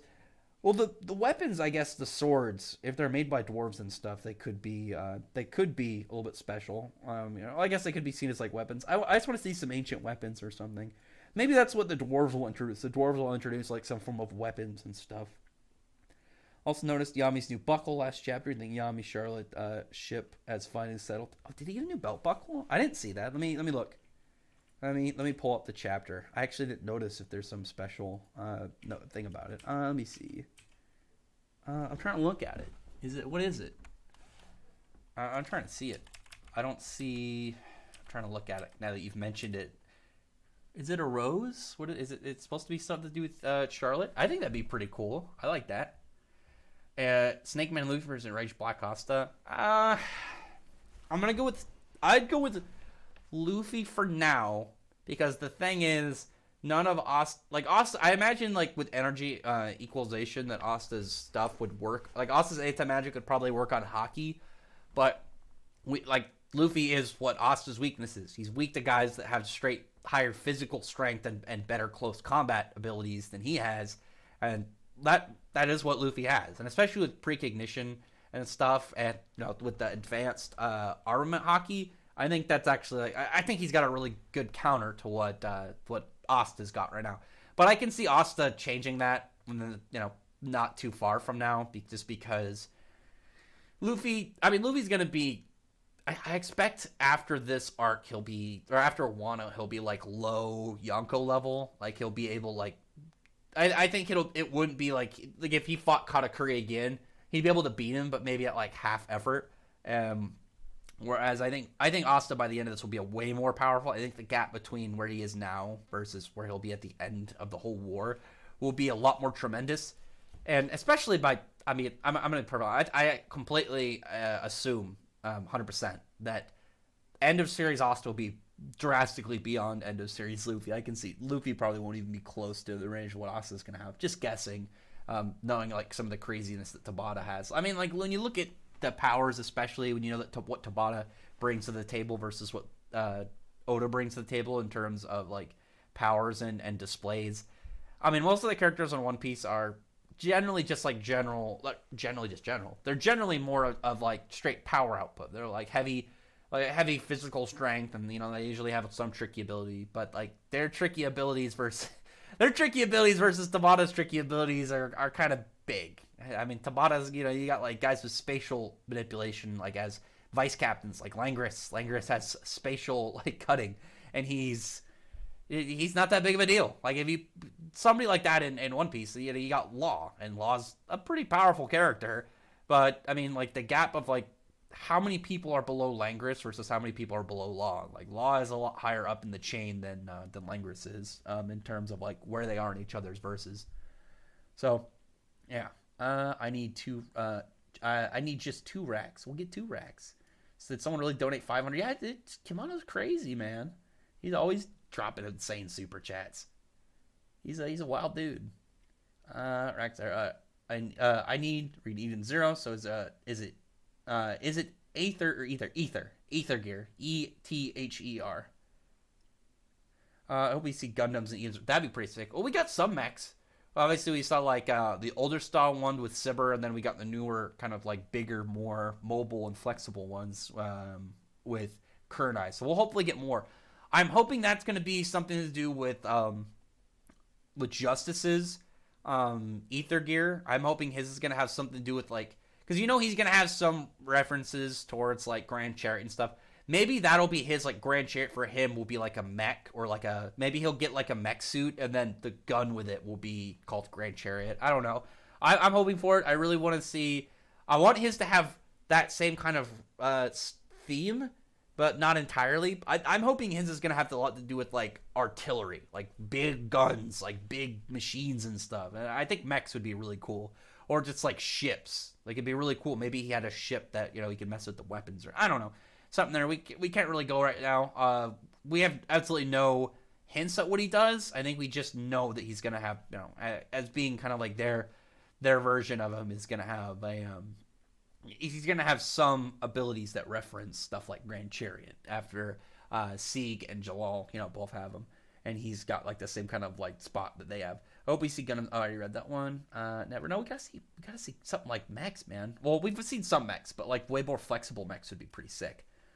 Yeah, he did that shit luck stream. Yeah, he did that shit luck stream. What do you mean? I'm kind of confused. Excellent try. Yeah, it's not at me. I like how I love how Laxus and Endeavor both have the same dub voice. Do they really? Badass designs and a redemption arc for both characters. That's good. I didn't know that. I don't watch the My Hero dub, so I didn't know that. That's pretty good though. Laxus's dub actually fits him. He's got one of the ones that I do enjoy. Some of the ones I'm not too keen on, but at the same time, there are definitely some that I really enjoy. I actually like Todd Habercorn. It's not, so I think he does a really good job here too. Tanjiro, what has Muzan done to he's done some crazy stuff. Rex, why do you believe is even close to Asta in power? I 100% believe, at least right now, that they're equal to each other. I mean, they got the rivals. They're about as strong as each other near the end of the Alpha Resurrection arc. There's nothing to really kind of go off of that there's one is stronger than the other right now. I think we can just assume that they're just as strong as each other. And obviously, Asta got the Berserk form, but that has more to do with like how his powers work versus like how Yuno's powers work, and it's not something that Asta can do willingly, so he can't count that into his powers. I at least as of right now, I personally think that Asta and Yuno are about equal, but obviously Asta having gained a lot of range, I would say Asta would beat Yuno currently. I believe what Nakaba's new baseball series. Wait, I wonder what Nakaba's new baseball series will look like. Oh yeah. I don't think he's doing the baseball series because they announced the Seven Deadly Sins continuation, and I'm actually really hyped to see how that series. We'll never catch it. Yeah, he will, man. This guy really hard. Fairy Tale thought it was a Clover stream. Well, excellent try. Interesting. So I don't think you've been to my streams before. It'll have it set, like whether whatever I put in the background, and obviously whatever review on my channel. But it's really more of like a community stream. It's more of like whatever questions you got, whatever you want to ask, whatever you might have as a question for me.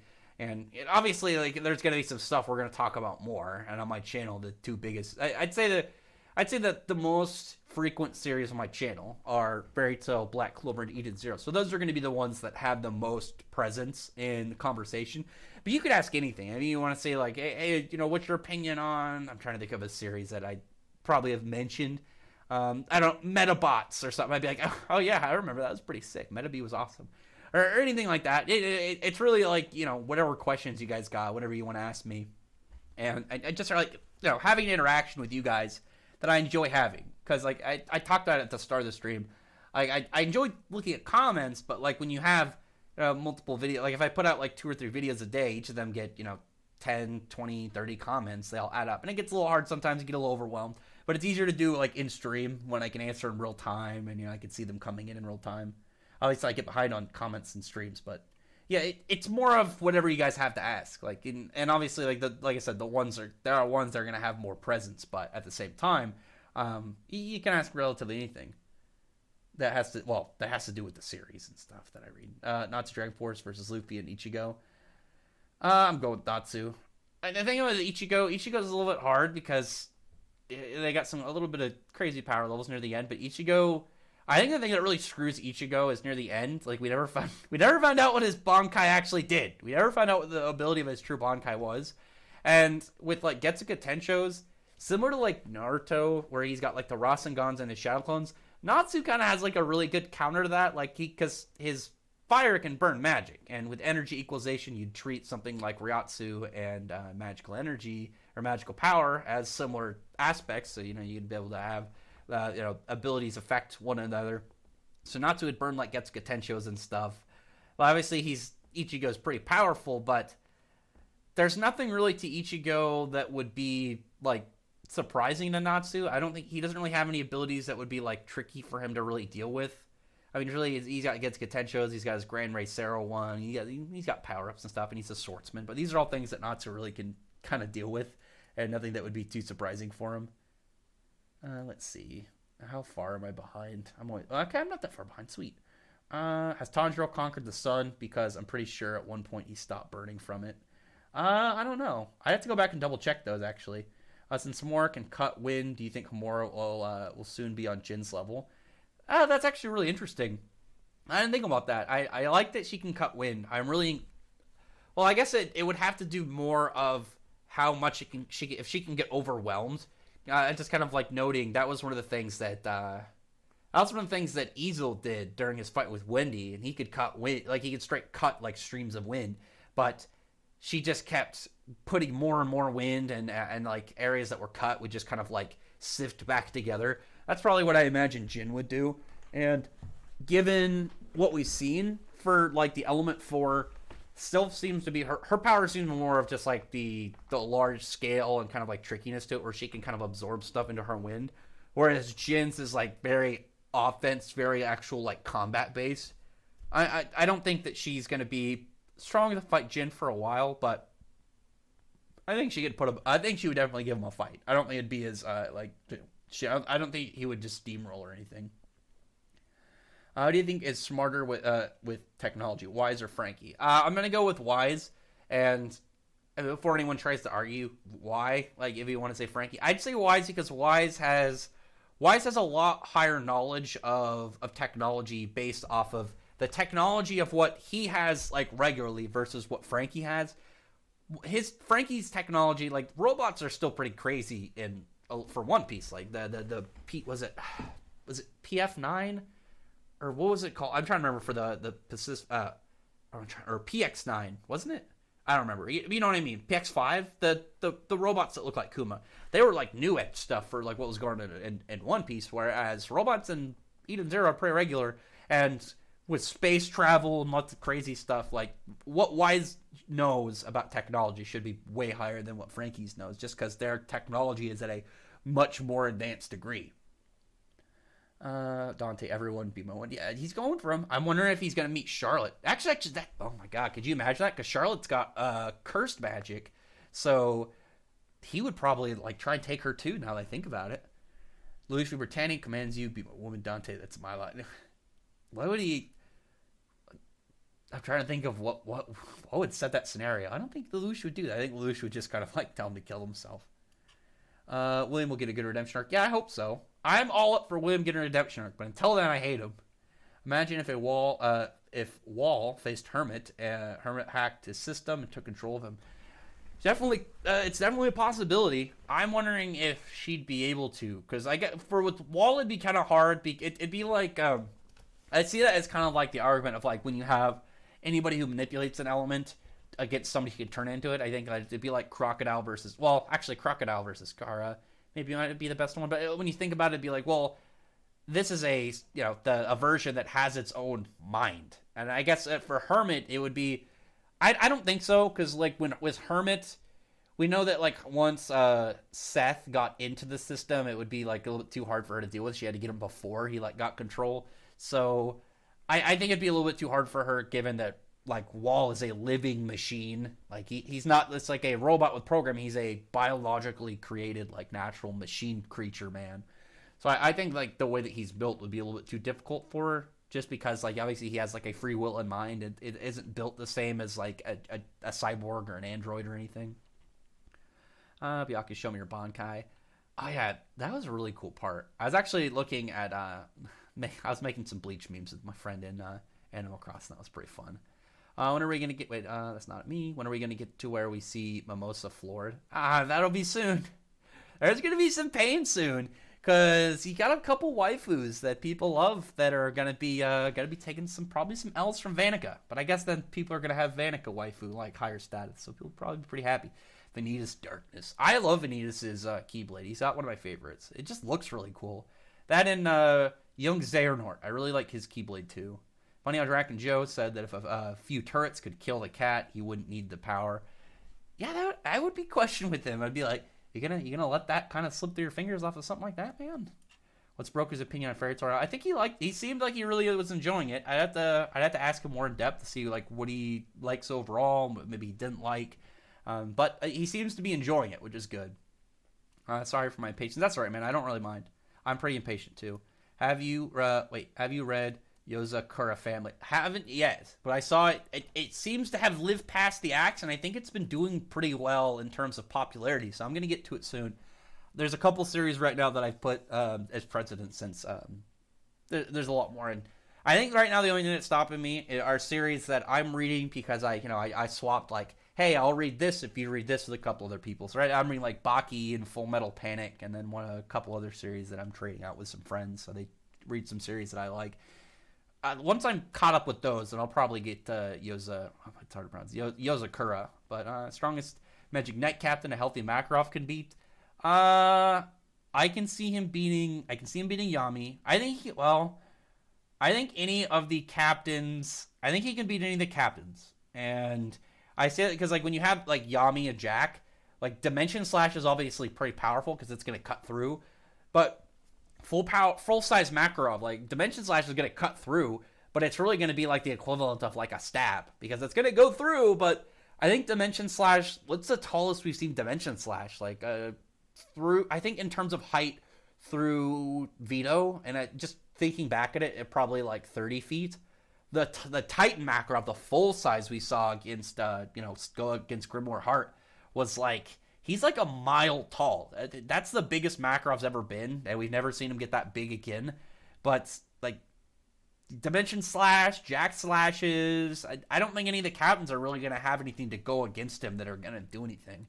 You would need something like you need large scale AoE at that point, or at least physical, like high physical strength. Makarov isn't that powerful right now in Fairy Tail anymore. I think he would definitely be powerful in right now in Black Clover based off that. When you look at a lot of characters and their hacks, his level of size would affect, like they would actually have a huge advantage because you look at something like Ligris with his spatial cutting or like I said Dimension Slash, they would damage him because he got spatial hacks and stuff. But the level of mass that it's going to be destroyed from each attack is not going to do a lot to Makarov. And I think that's actually where Makarov would do really well with until they get like large-scale AoE. Dimension Slash gets big enough to like really cut off limbs and stuff. He's going to be in some danger, but until then, he's actually pretty strong in comparison to them. Wait, you're talking about Black Clover spoilers or no spoilers for Black Clover? A little bit. Depends. We can talk. I said we can talk about the Vice Captain. Nothing involving like plot detail stuff. Nothing that would kind of like spoil the chapter, like events coming up, like Dante's reasoning and what he's doing everything for. Nothing for that. Don't mention stuff like that. Rizora has the Japanese name voice actor as Yuma and Kaminari. I realized that was really weird is I saw his dub. I think it's Dylan Sprouse, one of the dudes from Sweet Life of Zack and Cody, and I was like, what the fuck? Like this guy's in Kingdom Hearts? I mean, I guess it's related to Disney, but I was really surprised. I was like, I didn't think that he was gonna be in the game at all, and I'm surprised that now you have him in there. Yeah, Dylan Sprouse, one of those dudes. It was very weird to see him. He's 27. Jesus, I was just looking him up. Weird to see him in this. Weird to see him in this now, but I guess he's gonna be in Kingdom Hearts. And if Yozora is in future games, we're gonna see more of him, which I'm all right with. I'm glad to see if he's getting work. I don't think he's been in anything for a while. Television, I'm just looking at his wiki right now. He hasn't been in any TV shows since 2012. Looks like he's been in a couple small movies, but nothing really that big. If he's in Kingdom Hearts, though, maybe that'll be his thing, because Yozora has a pretty cool voice, so if he does voice acting, maybe that'll be his thing for right now. I think that'd be pretty nice. I'd be pretty happy if I could have that capability. I don't think I could be a voice actor. I don't think I have the skill. I think I have the one voice. I don't think I have anything else. If they said, hey, your voice is perfect for this character, I'd be like, sweet, I got one character. I don't think I can do any other voices. We'll never catch up to my guy. I don't know about that. Seven's Resolution has a connection to all the attributes to its effect. Oh, I haven't seen its effect, actually. I don't know what it does. Don't spoil it for me. Don't spoil it for me, please. I'm really hyped for this first episode. I'm really waiting for it. I want this episode to drop. I really want this episode to drop already, and I want to get to it. I'll probably watch the episode. I might do a reaction, but I'm probably gonna wait. My plan is, I think my plan of what I'm gonna do with my Patreon, because I was trying to figure out Patreon right now, and I'm probably just gonna have some low tiers. I'm probably just gonna have like a dollar and then like a $3 and like a $5 or something. I might do like a 1, 4, and 7 or something. I was trying to think of like numbers, but if I have 1, 3, 5, 7, I don't think I'll have enough ideas of what to do. I kind of want to do 7 just because fairy tale reference. I think I'll just do like 1, 3, and 5 or something. But I'm thinking of doing anime reviews on there because my anime stuff on my channel gets struck all the time, and I think it'll be better if I can do it over on Patreon. And if somebody wants to, see those for $1 a month, that'd be pretty fine with me. And then there's like a couple anime. I think Tower of God. I haven't started that yet because I want to see if I do reviews on it. It'll be for the Patreon, and I think it'll be fun to follow that as it goes. But also like JoJo and stuff. Like I've only got up to part 3. I don't know anything that happens after. I don't know that really relatively anything after part 3. I know small bits just from people talking about it, but you know what I mean. Let's see. Not at me. I just ate. Oh, that's good. I just ate too. Maybe could spam Spirited Hush Dance. I mean dodging. That's really it. So talkative star if that's annoying. Nah, I don't mind, man. I talk a lot too. Let's see. E and D not to be able to kill Zamasu or merge Zamasu. I could see if his Savage Dragon Fire connected, but I don't think it would connect. I think the dude's too fast for him. Plus, obviously, large scale AoE clones and stuff. He's got the hacks. I don't think he would really stand anywhere in the fight because obviously, like, really good hacks is really good hacks. I mean, even when you have crazy stats, it's like, yeah, but this is broken for a reason. But then if you have a guy who could just literally go into space, point a finger, blow up the planet, and go somewhere else. Hacks isn't really going to do too much. Let's see. I mean, and plus, like, his range should be beyond anything Natsu has at all. If he stood there and let Natsu put those flames on him, then sure. Let's see. That's a reason. It's not at me. I thought Nakaba was Tabata. What? Why did you think that? I'm not sure if you saw my question before. Probably not. Let me see. The entire Clover Kingdom, including Julie's, teamed up to fight Irene. Would they win? No. I mean, the only thing Clover has a couple hacks in there to fight against Irene, but I mean, the second Irene goes in her dragon form, it's over. They don't have anything to hurt. They don't have anything to hurt her at that point, and her level of AOE, her level of power output, her level of hacks. I mean, really, she drops a meteor on them. They're kind of fucked.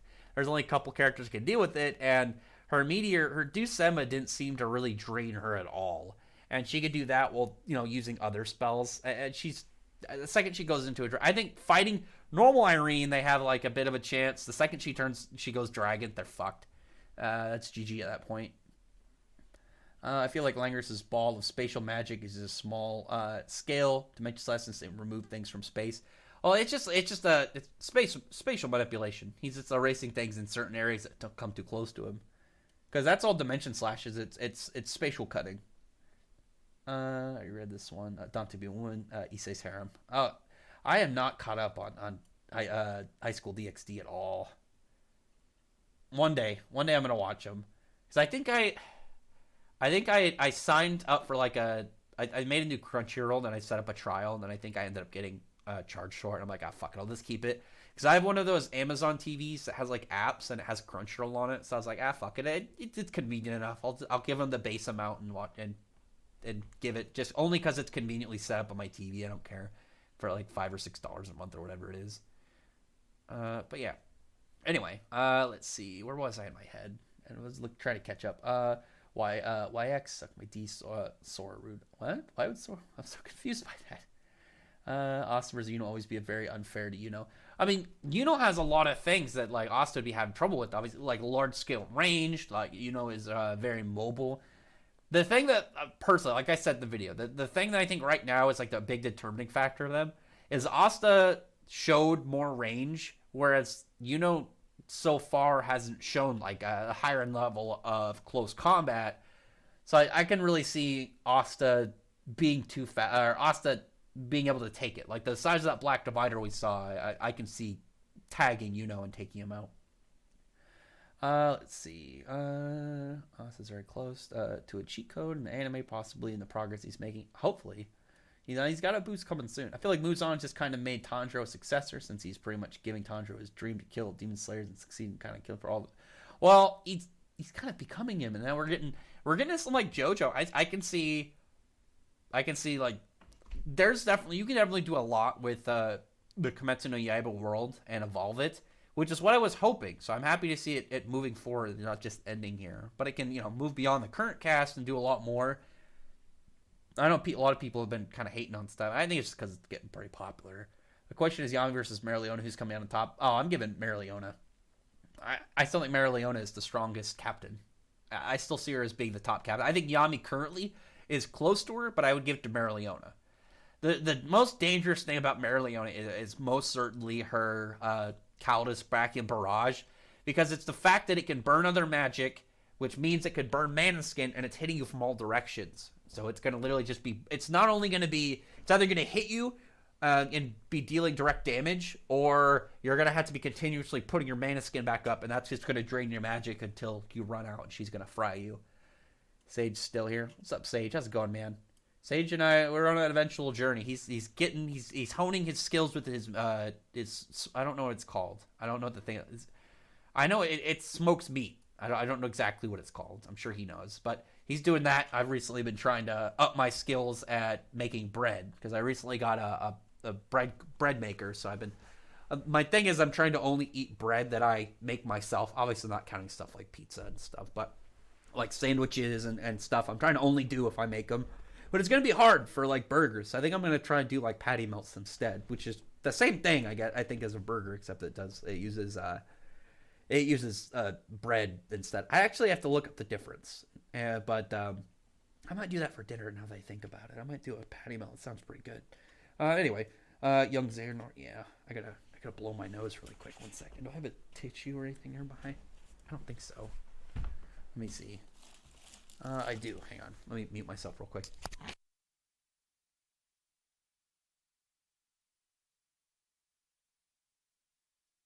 Anyway, let's see. Do you think that we will see any relationship with the main characters in BC, or wait till the end? I can see a lot of the one.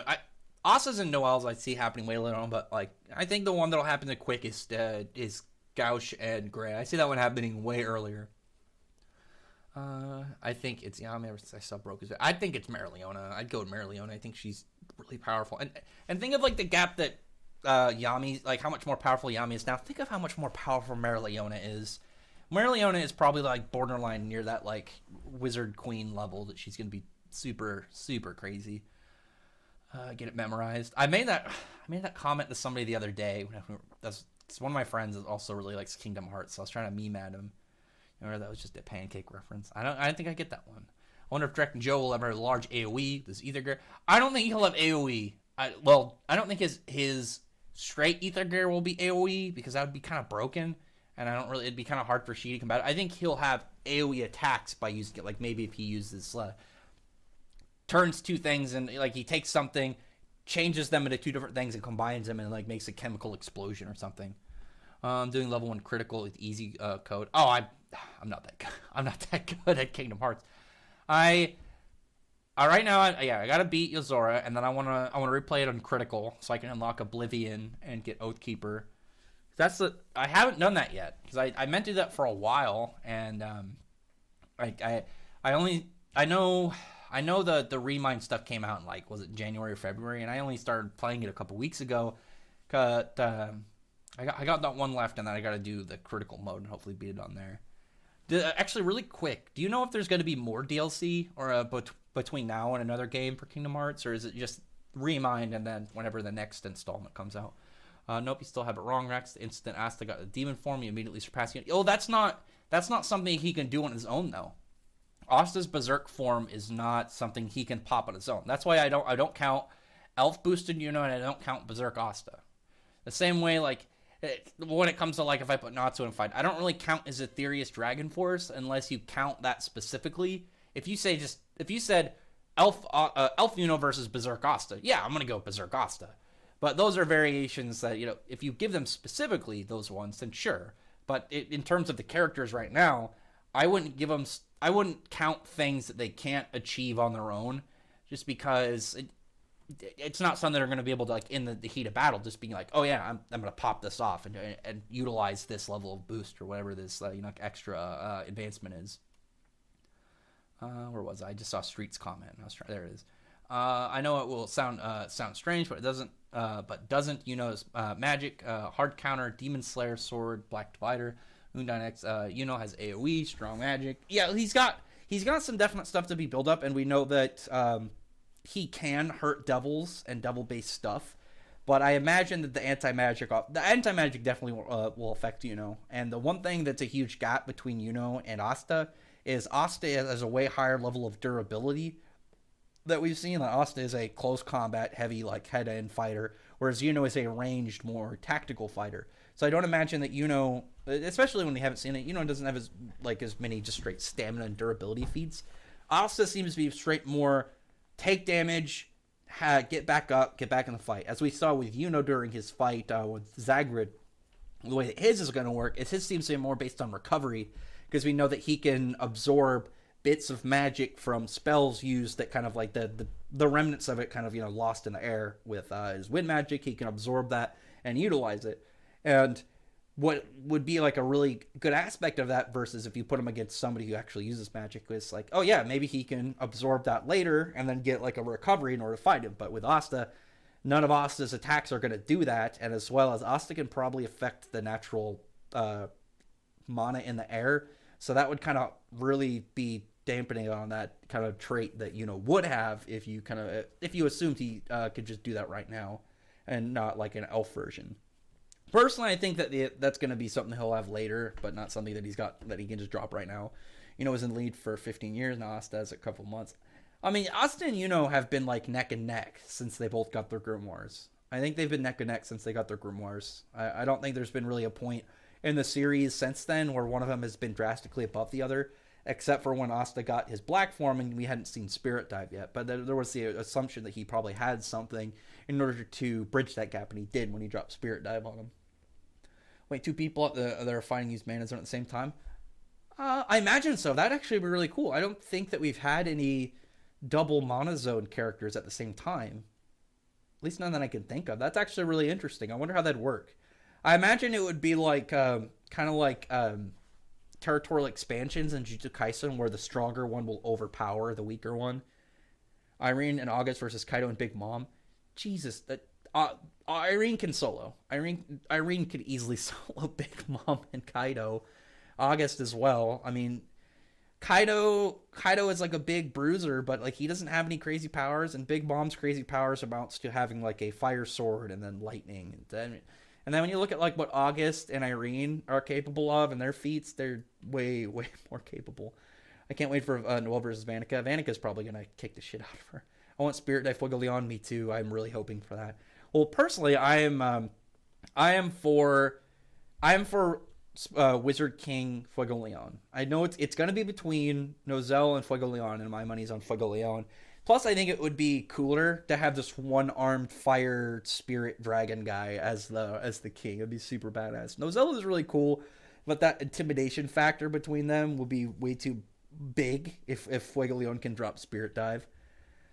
Let's see. Vanica, CD, Noelle, and the Heart Kingdom. Oh, she's gonna lay into him. I can see it happening. I know I like Noelle and I like Loro, and the Spirit Guardians are probably gonna be really cool, but Vanica's probably gonna give him the hands. Or in August Soul is kind of a big bump. Yeah, 100%. Random comment, I like reading fan fictions. Depends on the fan fiction. There's like fan fictions where they're like really interesting takes, and then there's ones where it's just like what probably looks good in someone's head, because I imagine everyone's got like their own fan fiction characters and stuff, and probably have like ones where they're cool and they're really powerful and probably hook up with their favorite waifus and husbandos and whatnot. But it always comes off weird if you actually put them out there, because it seems little, probably what people really kind of like imagine when they think fanficky. But there are some fun ones. There's one that somebody told me about where it's like Harry Potter, but Harry, like, instead of being more magic focused, he learned like a lot of like, he got like physically strong and then became like military trained and then used his invisibility cloak to like sneak up and like assassinate people. Stuff like that I always like the idea for when it comes to fanfic where it's like, yeah, you took a really interesting spin on it. You didn't try and do like, oh, this is, I'm gonna introduce my own character and do like some weird stuff, or it be about shipping. It's more about like, what if this happened? I know there was one that somebody mentioned recently where it was like after Minato and Kushina died. Like, what if Sasuke's parents adopted Naruto and then Naruto grew up with Sasuke? That something like that. It's just like a, yeah, that's a really interesting twist. Something like that, or like a because what it's Nagato or Nagato, he's from the same clan as Kushina, right? Is he an Uzumaki? It's him, or I think it's him or the other. I think it's him. I've got to look it up really quick. It's gonna bother the hell out of me. He's an Uzumaki, right? Somebody else is from the same clan as Kushina, and I'm trying to remember who exactly it is. Uh, yeah, he's a descendant of the Uzumaki clan. Like, what if he showed up and adopted Naruto since he's a descendant of the same clan? Something like that. Or it'd be like, yeah, that's actually a really cool, fun idea. Or, you know, you could logically formulate, like, yeah, this would make sense, and it would just be a really weird game changer. Noel versus Tartarus Arc Wendy.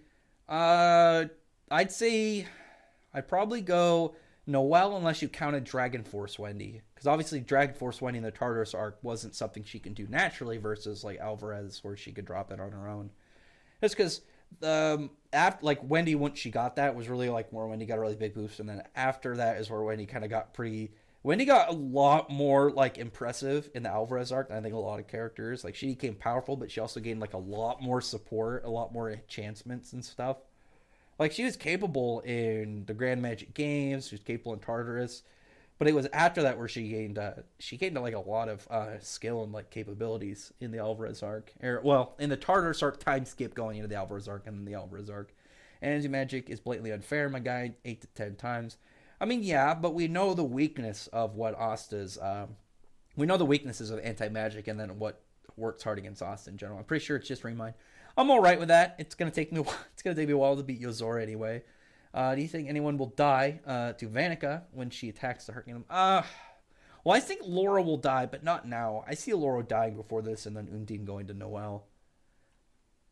Probably not now, though. I'd be surprising if she killed Laura already. I think Laura will die before this arc's over, though. So is Wendy stronger than Third Origin Sheria?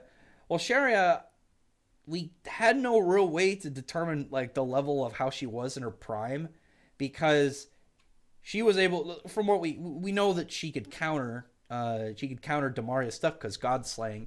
We don't know how much of a boost that really played into it when it came into the counter aspect, because we know like Gray with Devil Slaying was able to one shot the Tempesta, and he was able to damage and counter stuff with Margir. But when it came to like his capabilities, he seemed to be about Natsu's level. But it's because of the boost of like counter that he has. Put is what he could do against the devil a lot higher than what he is regularly. Looked using sword magic and word soul magic. If Zagger possessed him, would be so OP. Oh yeah, it'd be broken. Wendy would win. Dragon Force can use enchantments. Yeah, if Wendy has Dragon Force, she would definitely win. Because her buffs really, the thing that I think makes Wendy really busted is her ability with Deuce Zero. It's because Deuce Zero, she can cancel out status buffs. So something like Valkyrie Dress, something like Spirit Dive, especially with her Separation enchantment now too, is anybody who does a buff, she can undo. She can undo buffs, which is honestly like a really devastating like thing. It's a really good support ability when you know like where most big characters have a power up, and especially like when you can't account like obviously she can undo like status effect abilities, but like the fact she can undo buffs is pretty crazy. Because like I said, most characters that are like going to be really big have some form of power up mode, and Wendy can undo that. Which when you take into account like oh yeah, massive boosts of a power up mode, she can definitely deal with that and really kind of screw over like trump cards and stuff. For From a power scaling perspective, since Arsenal's faster than Baku, that make him as faster than Speed of Sound. No, yeah, he should be way faster than that. I mean, bullets and stuff are already fully fully fine for them to deal with, as we saw Shiki catch a sniper round, which is going to be I think I guess it depends on the gun, but it should be like I think Mach 3 or 4 at least. So they should at least be pretty fast already. Like they haven't gotten any crazy they haven't got anything crazy in terms of like power levels for Eden Zero. Like so far it's more about like when it comes to like big stuff, it seems to be more of like the ships, which personally I like the idea for Eden Zero. So I've said this a while, but I still think it. I think when it comes to like personal characters, I think their power should be more focused on tricky and like hacks and stuff. And then when it comes to like crazy things like big power levels, just straight raw damage outputs and and crazy just like capabilities, it should be their ships. Just because then it would give their ships all like a lot more presence in this series. Yeah, do whatever. Yeah, but remember what Asta needed in order to control the anti-magic against Undine. He needed to reduce the amount of anti-magic resulting in lower physical abilities. Yeah, it's spirit magic definitely is gonna. It's clearly gonna play like a role in fighting devils. And it's kind of hard though because Undine is definitely the highest progressed of any of the spirits we've seen. Like Salamander, we haven't seen talk yet. We haven't seen him like have. I don't think he's gonna be unable to communicate. Maybe he's telepathic or something, but we haven't seen him communicate. And he was definitely the most growing, as we saw, like out of any of them. But Undine is like huge. She seems very powerful, like obviously very fueled off of Loro. So I imagine she's going to be way more advanced right now than Belle. I actually would really like to see a conversation between Belle and Undine. Now that I think about it, I don't think I've ever considered that. That's weird to think about. I think that'd be a really cool conversation. Like with Austin as anti-magic devil, I think is one that's vital. But I think with Undine and Sylph, and we would probably just get a lot of really interesting further lore stuff because we don't even know how old they are. We don't know how far they go back in the Black Clover timeline. So Shiki, Homura, Wise, and Rebecca with Leaper. Who's the fastest?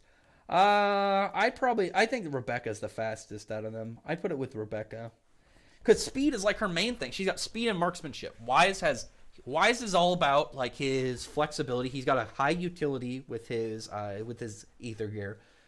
You have technique with Homura, and Shiki just seems to be Shiki seems to be about mobility. The biggest thing about Shiki is not that it's speed; it's how flexible his movement is, and I do really like that about him because that makes him stand out and have his own thing and difference between Haru and Natsu, where he's very emphasized on just like the trickiness of trying to catch him and hit him, as well as like how weird he's gonna move around and hit you. Wait, where is this? No, is when Asta got the form, the Witch Queen Forest, he took the lead. Yeah, but that's what I was saying. That's the only time I'd really say, well, not that point because he couldn't use that on his own. That was something that was outside influence. When he got it, when he was able to use it on his own in the Royal, the training arc right before the Royal Knights exam, I say then he was ahead of him. But that's because we didn't see with anything equal to that yet, and he does have it now. So I that was the only time I really would put Asta ahead. Is because he had a form that we didn't have an equal from Yuno yet. But with now he has it. So like with Asta's advanced form, like his Berserk form, I imagine Yuno's going to eventually get something like on par with that. But it doesn't really matter because Asta can't use that on his own yet. Who would lose in this fight to the Clover Kingdom, the Heart or the Heart Queen? Oh, I personally don't think Loro's going to be a fighter. I think she's just a super support, but I could be wrong. Personally, I think that she's more of a large-scale support character. Let's see. I already read this one. Fair. That's not me. Who's the strongest Eden Zero member, including the Four Shining Stars? Strongest right now, out of all of them, in a straight fight, I would probably say, at least from what I would guess, is Battle Dress. Either Battle Dress, Valkyrie, or Shiki are my guesses. Because Valkyrie's is definitely really...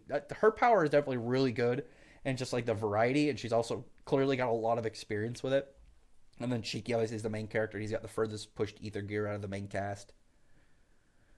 Let's see. I read this one. I wish there was a down arrow I could slow zoom instead of just drag. Both Ladros and Franmarth can absorb magic. What do you think is stronger? Franmarth has way more hacks ability and a lot higher threshold than Ladros. Because Ladros is magic absorption. His is magic absorption. We know he's got limitations and he's got like a lot. He's got things that are he can't absorb. in general, we know what Franmoth can absorb, but Franmoth isn't just, it's not magic absorption, it's soul absorption. And when you absorb somebody, he can use their abilities, and he gets like stat increases with to their level and stuff too. That sounds familiar. I think I might have read that Harry Potter fan fiction. I don't read much for fan fiction. It's just when people tell me fan fiction. It's just my opinion. I like the idea of when you have one that it makes more sense and it's just a nice twist instead of just, I want to do my own version of like, have my own OCs and stuff in there. Personally, that's just my opinion, but do it. People could do whatever they feel like. Let's see. Clover King would struggle. He don't train, but if he had a different train a different story against two, I'm confused. Oh, against Loro. Doesn't Fuegolein already have an incomplete Spirit Dive? Spirit Dive equals taking the Spirit. Oh, the Spirit Dive seems to be like when you absorb it, that one, put it on your body. I don't think he's got it yet. I think he could use Spirit Magic. I don't think he's absorbed it yet. And he definitely should, though. How fast I can load compared to Naruto characters, in your opinion? It's kind of hard to really go off of because stats in Fairy Tail are relative to their magic, as we've seen, and especially with Dragon Slayers. Because, like, in general, when you have, like, certain magics in Fairy Tail are going to be more glass cannon. Like, Summoners are more glass cannon. They can have high output, but not as high defensive capabilities because they're generally not used to taking damage. We know that, like, Lucy's an exception because she doesn't fight like a conventional Summoner. But, like, Dragon Slayers especially, they're straight physical, like, durability, power output, speed. And Acnologia ate something that is beyond Fairy Heart, which was infinite. And it was like a concept of the universe. And it's kind of weird to gauge. I mean, personally, I think he scales above. Somebody's going to get mad at me. Personally, I think especially with Space Between Time, he scales way above Alderaan. And Alderaan is 100 millions of times base Natsu.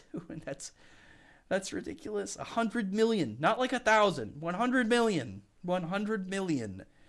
And anything about like Natsu, even like in base, should have like light speed feats and stuff. So like Acnologia should be like in the hundreds. It's weird to think about because like it's such a crazy like idea, but it's like I don't control these things like Hiramishima does, and when you really think about like some of the stuff, it's weird. But at the same time, it's just like, well, if it's canon, 100 millions of times space, it's kind of crazy. But at the same time, man. If it's canon, it's canon. It's crazy for like for a Fairy Tail, but at the same time, like it probably would have been crazy to talk about like where Dragon Ball's at now versus when it was like young and before it became like planet busting and stuff. Someone's gonna argue with me about it. I don't know. Some people don't agree with me like that same kind of style, but 100 million, man. I'm not a critic or reviewer, so I'm just enjoy any fanfics or I don't mind. That's just my personal take. You can enjoy what you want, man.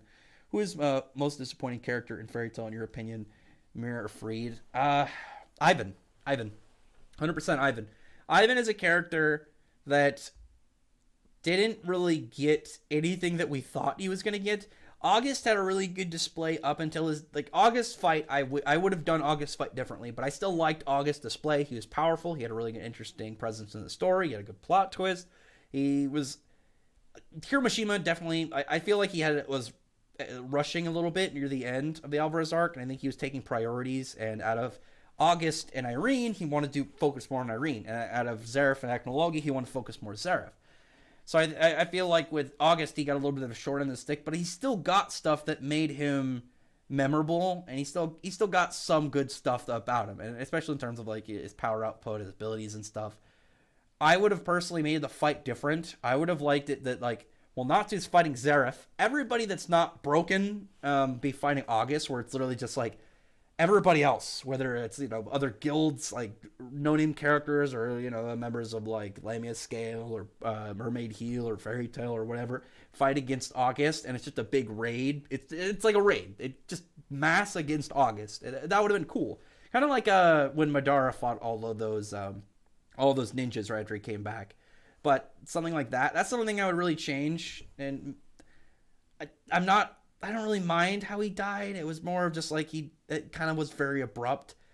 Ivan, though, didn't get shit. Ivan was hyped up. He was more fan hyped up. He was never kind of made out to be some super powerful character or be like some big threat. The two things about Ivan and Raventail that really made them feel like they were going to be bigger than what we got is they weren't related to anyone in the Balam Alliance. Like when you saw the layer of the Dark Guilds, you had Tartarus, Grimoire Heart, and Erasion Sais, and they connected to like all the Dark Guilds because they were all linked to them at some point or another. And then there's probably some that were just not so big of a deal and maybe hadn't gotten contacted with them yet. And then you had Raventail, which was not, it was like a notable Dark Guild, but it wasn't connected to it wasn't aligned under any of the Balam Alliance. So it was like, it seems they have the power to oppose like these big, powerful Dark Guilds. And as well as Ivan, it seemed like he had beef with Guild Art, so maybe he was like hinted that maybe he was hinted like he was around Guild Art's level, but that was relatively it. Ivan never really got anything. Raventail kind of fell flat. Like the thing that I can forgive about it is, like I said, Raventail they were never built up like they were going to be big deals outside of that. It was more of speculation from fans. It's not like Grimoire Heart, where Grimoire Heart was called the strongest Dark Guild at one point. It's not like Tartarus, which when we saw like what Tartarus is capable, they were actually the strongest Dark Guild. They were demons from the Book of Zareth. And like other Erasion Sais, even like they were still powerful. They weren't as hyped up, obviously, as the other two Dark Guilds or any of them. But Raventail just kind of happened and then got out of the way. And I don't know, it was weird. It was weird seeing Raventail kind of established, and then when you thought they were going to get built up, they didn't really get anything, and then they were gone. And Ivan never really got anything to kind of like compare to what you thought he was going to get. Ivan, I think, was the biggest drop off of any character in Fairy Tail, just because he's somebody who, it's not like somebody like trying to think of a character like God Serena. God Serena died, but God Serena dying, when you saw how he died, it was like, okay, yeah, that makes sense. Yeah, dude was asking for it. He knew what he was doing when he got in there, and he died up. But Ivan, you'd think that Ivan would come back even after like his little blunder in the Grand Magic Games, but we haven't seen him since. It's been over 300 chapters, and we haven't heard anything about him. There's the hope maybe in the next gen he'll get utilized, and maybe he'll be like some old powerful guy. He's been gearing up, ready to fight Fairy Tail or something. But outside of that, like nothing. Really nothing. It's weird. And he had hype. He had like an interesting guild. I liked that the Raventail was a cool name. Like he seemed like he's gonna be really interesting. He seems super scummy, but I don't know. Nothing really ever came of him. How about Boku no Hero fan fiction where Deku actually physically trained before ever meeting All Might? I mean, then he would just be good from the start. I think it would be a cooler. Personally, if I was going to do a My Hero fanfic, it would be Deku doesn't get a quirk. Deku becomes more of like he's like Batman. I would make him Batman in terms of tech and fighting, but he would have that kind of presence like Superman. He would strive to have that kind of like hopeful, just like him showing up makes you, relieved that he's there. You think, oh, good, we're saved. But he would be more of like an intelligent fighter. I like that his fanboy level, like he learned a lot about like characters and stuff because he was analytical and he would take notes just because he was a fan and stuff. He was a nerd. And then you have that, there's two different gear tech girls. There's the one from the movie and then that chick with the pink hair. You have that be the female lead, and then the female lead is like the Alfred or the tech person that makes gear for him. That's what I would have done differently. That's a different story. You could do a lot with it. Maybe make All Might more of like maybe like a bad guy. That'd be kind of cool. I don't know. It's personally, if I was going to do something like with My Hero. But, yeah, anyway, let me get back to comments. One of my girls' weapons is a Fuma Shuriken, turns into ninja weapons, multi-laser guns like Penny from Ruby. I had an idea for like I'm trying to remember that there was like one character I had an idea for that had like a big shuriken and it had like a fireball in the center of it. And I can't remember what it did. I just remember like some really big AoE like environmental attacks. I have no idea. It was a long time ago.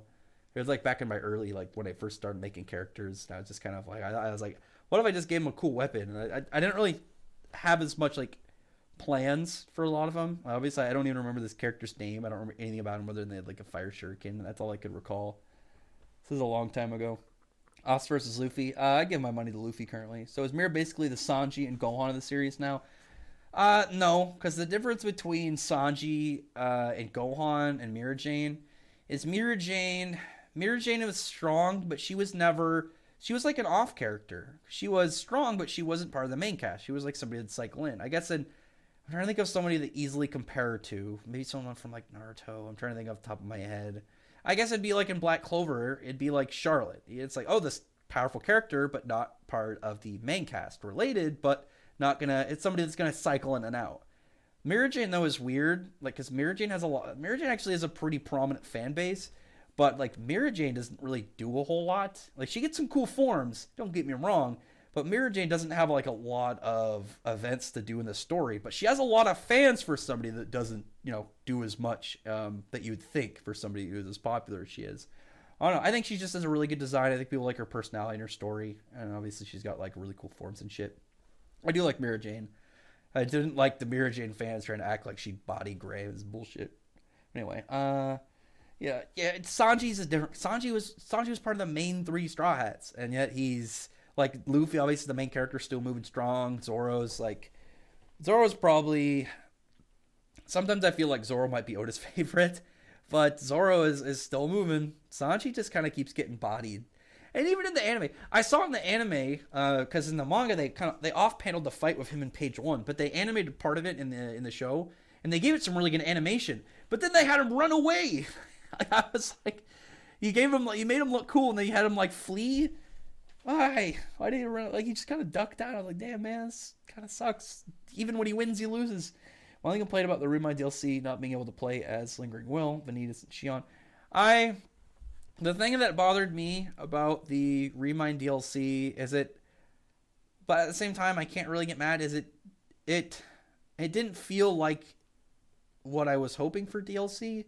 Because really when you get DLC, you'd hope it's like an extra episode. It's like an extra part of the story. But all this really was you got a little extra boss. You fought some of the bosses over, and then you had that. I did really like the part when you had all the Keyblade users against the vessels for Xehanort. That part was really cool, and then the visual layout for Mickey against them was great.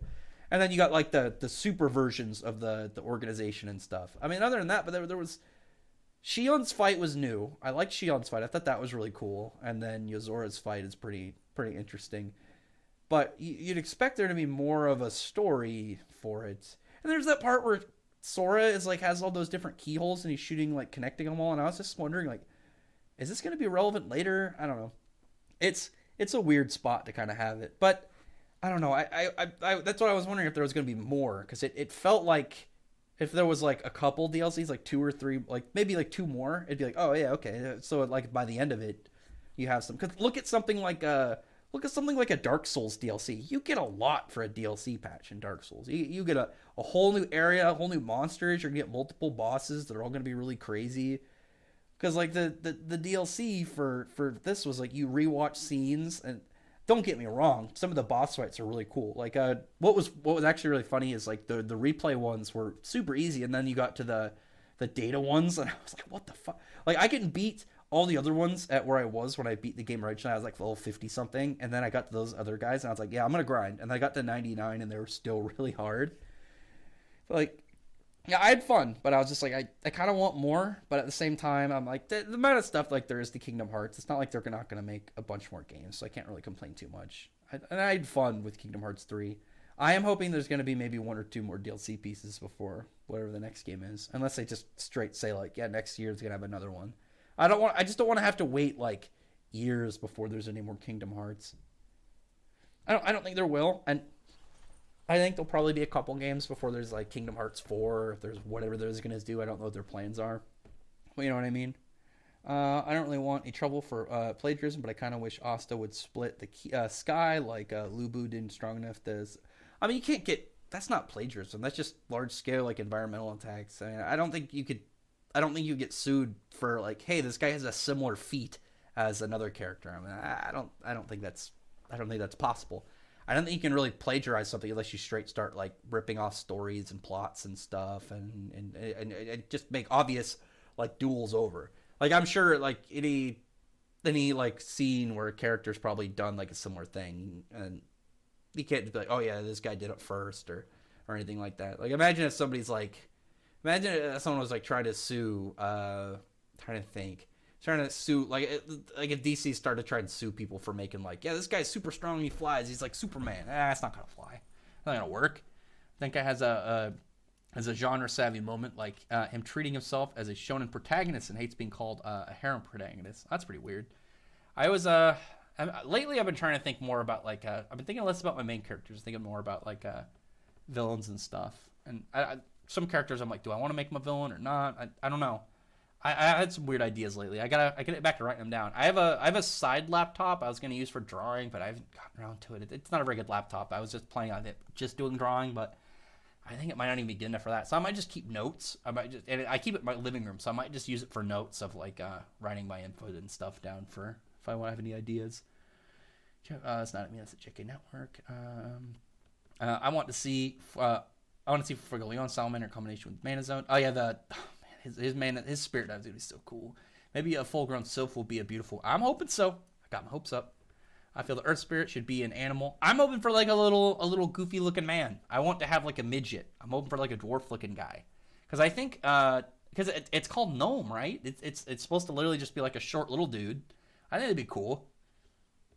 Maybe like a little silly guy. Maybe like a little old dude. Tenerife Island, Urza versus Julia from Ravemaster. I'm gonna go Urza. Julia doesn't have a lot of big feats. Like Julia's a good character. I like her, but she definitely doesn't have a lot of like big things going on for her. Really, when it came to like Ravemaster, like the big characters out of the cast, it was, she had Let with his roar, or this Dragon God roar. You had Haru in general, and then Shuda.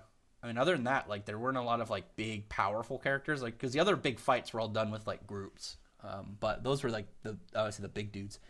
Maybe a wolf or something. Wait, I already saw. No, gnome is Gnome's supposed to be like I think it's literally called gnome, and it's depicted as like a little short dude in a hat. Dofi, also before fourth gear, after his origins got destroyed, continued to body Luffy. Luffy simultaneously was just a monster, can't be used as a Sanji put down. I mean, yeah, but Sanji just has a bad record since the time skip. In general, Sanji has like not a good layout since the time skip. It's unfortunate. Sanji actually used to be my favorite Straw Hat, and then he kind of fell off after the time skip. I really like Brook. Brook's probably my favorite Straw Hat now. Brook or Frankie. That's Igni, not me. I think Orga was more wasted. Orga, though, here's the thing. The thing about Orga is he's a Godslayer, and Godslayers are like the weird, abused people of Fairy Tail. If you're a Godslayer, you're probably going to get beaten up at some point pretty badly and forgotten about. That's just something, for some reason, that comes with the title of the magic. Ivan, like, because when you looked at the Sabretooth team, the obvious big ones were going to be, you had Sting and Rogue, who were the Dragon Slayers, then you had Minerva, who was the most powerful one. Orga was the least relevant out of them, and I didn't really expect anything out of him other than, having a cool magic. But Ivan like was built way earlier, and it seemed like he was going to have a lot more going on, and he just nothing. Do you think after the Wano arc and One Piece, Luffy and Zoro will be Yonko level? Luffy, I see Luffy being like low Yonko level. I kept saying Yo level. Low Yonko level. I think he, like, if he put him against Katakuri again, he'd be able to like beat him at like half difficulty. I don't think it would be nearly as bad, because after this, if Luffy doesn't learn Awakening by the end of this arc, I'm gonna be really disappointed. It's what I wish that he learned while fighting Katakuri. Like, I wish that he unlocked Awakening during his fight with Katakuri, and then instead of like advanced armament hockey, I wish that I wish after all the Big Mom pirates showed up, so did Katakuri, and then he ended up training with Luffy, and then Luffy gets Awakening training from Katakuri, and then that's how he's able to become way more powerful to where they can fight Kaido, because he's gonna have to get his Awakening. Like, anyway, he's gonna have to get Awakening. He doesn't need to have every single advanced hockey form. Like, Oda doesn't need to give him everything. He's already got, like, he already had all the hockeys. He had Conqueror's hockey. You might as well start giving him like the Kenpo and stuff. I don't know. I feel like he gives him a little bit too much. But Awakening is one of those ones that's just like a general advanced form of like his main power. Like, you could have had, like, personally, I would have given the advanced armament hockey to Sanji. I would have given the advanced observation hockey to Zoro, and then given Luffy like the Awakening, because then each of them have their own unique thing. But really, I mean, what is Sanji? I mean, Sanji, that's especially a thing when you think of like what they got. Like Luffy got advanced observation haki, advanced armament haki. He's probably gonna get awakening. Zoro got a super sword, and then he's probably gonna get an even better sword later on, or turn this sword into like one of the super legend, like top swords, like Mihawk's. Sanji got a suit that lets him turn invisible, which, if you have observation haki, should be completely irrelevant. Who's the worst parent? Kurenai, Genma, or Overhaul? Probably Kurenai. Kurenai straight ditched her daughter on a planet that was like in constant war and like didn't even care for her. I'd say Kurenai. Gemma's is definitely pretty bad, but like he was like Gemma was, as long as things were going well, like he didn't seem as evil, whereas like Kurenai just seemed scum. Overall, definitely bad too, but I would definitely put it on Kurenai. I feel Godslayer should be used better. Yeah, I mean most characters should be used better, but they're like the abused, forgotten people. Katakuri might not be commander anymore. Oh, I mean like level. Even if he lost, he's still the most powerful member out of the Sweet Commanders, so he should still be that strong. Ragyo is the worst mother ever. I don't know. I mean, she's bad, but I don't know if she's as bad as Kurenai. I mean, Kurenai straight left her on a planet where who knows what could happen to her to go be a whore, and then was just gonna get rid of her after again. And he didn't care after they got reunited. She's garbage, absolute garbage. Anyway, one more. Yeah, she was bad, but Overhaul's was bad, but at least Overhaul had care for her. It was like it was a complicated relationship, but he definitely cared for her to a degree. Kurenai didn't, and Kurenai didn't even care what happened to her at all. Like Kurenai was just like, Kurenai didn't give a shit. Kurenai didn't care like if things go bad for her. Kurenai didn't care if she died or if she, what happened. If she became like I mean, she could have got taken in and been sold in like a child like slavery ring or something and grew up into like a sex slave or something. She didn't care. She didn't care at all. The fact that it was that complete dead like response to her that kind of makes that, on top of all the other bad stuff, I think it makes her the worst one. Natsu versus Luffy. Natsu had one-shot the hell out of Luffy. Can someone tell me where to find a recap video of One Piece, because I don't want to start from episode 1. It wastes so much time. You ever played Persona 5? I've not played the Persona games. Might be able. So there is a One Piece. There's a large. It's somewhere on the internet. There's a giant One Piece. Like somebody made a giant timeline. It'll take you a while to read it, but obviously way less time than reading the whole manga. So you can probably just check that out instead. It's somewhere on the internet. I'm sure if you just looked up like giant One Piece timeline, you'd be able to find it. But anyway, I'm gonna end the stream. Luckily, I literally just got. I was trying to end it, but I had a couple comments I obviously wanted to get to, and then yeah, we'll talk more next week. Next week, I'm gonna probably next week's stream. It might be a stream, or I'll do the video with Broku. We're planning on doing a Black Clover Fairy Tail collab video, so that's gonna be fun. And then the week after that, I'll probably do like a group Black Clover video. So other than that, comment below. Tell me your thought. Well, what do I mean? Comment below. This is the end of the video. This is the end of the stream. Anyway, thanks everyone for showing up. Thank you, Kamano and Y, for your guys' super chats. Thanks to all the new subscribers, and thanks for everyone coming by to chat. I enjoyed the conversation. And anybody who hasn't been in the stream before, I try to do these every week, and I look forward to on the next ones. I try and do a weekly stream. Sometimes if I get too busy, I'll have to step over it and then come back to it. But this week we got the stream. I'm gonna continue to play Kingdom Hearts later. Yeah, I gotta get back to that boss and try and beat Yozora soon. But anyway, thanks everyone for showing up.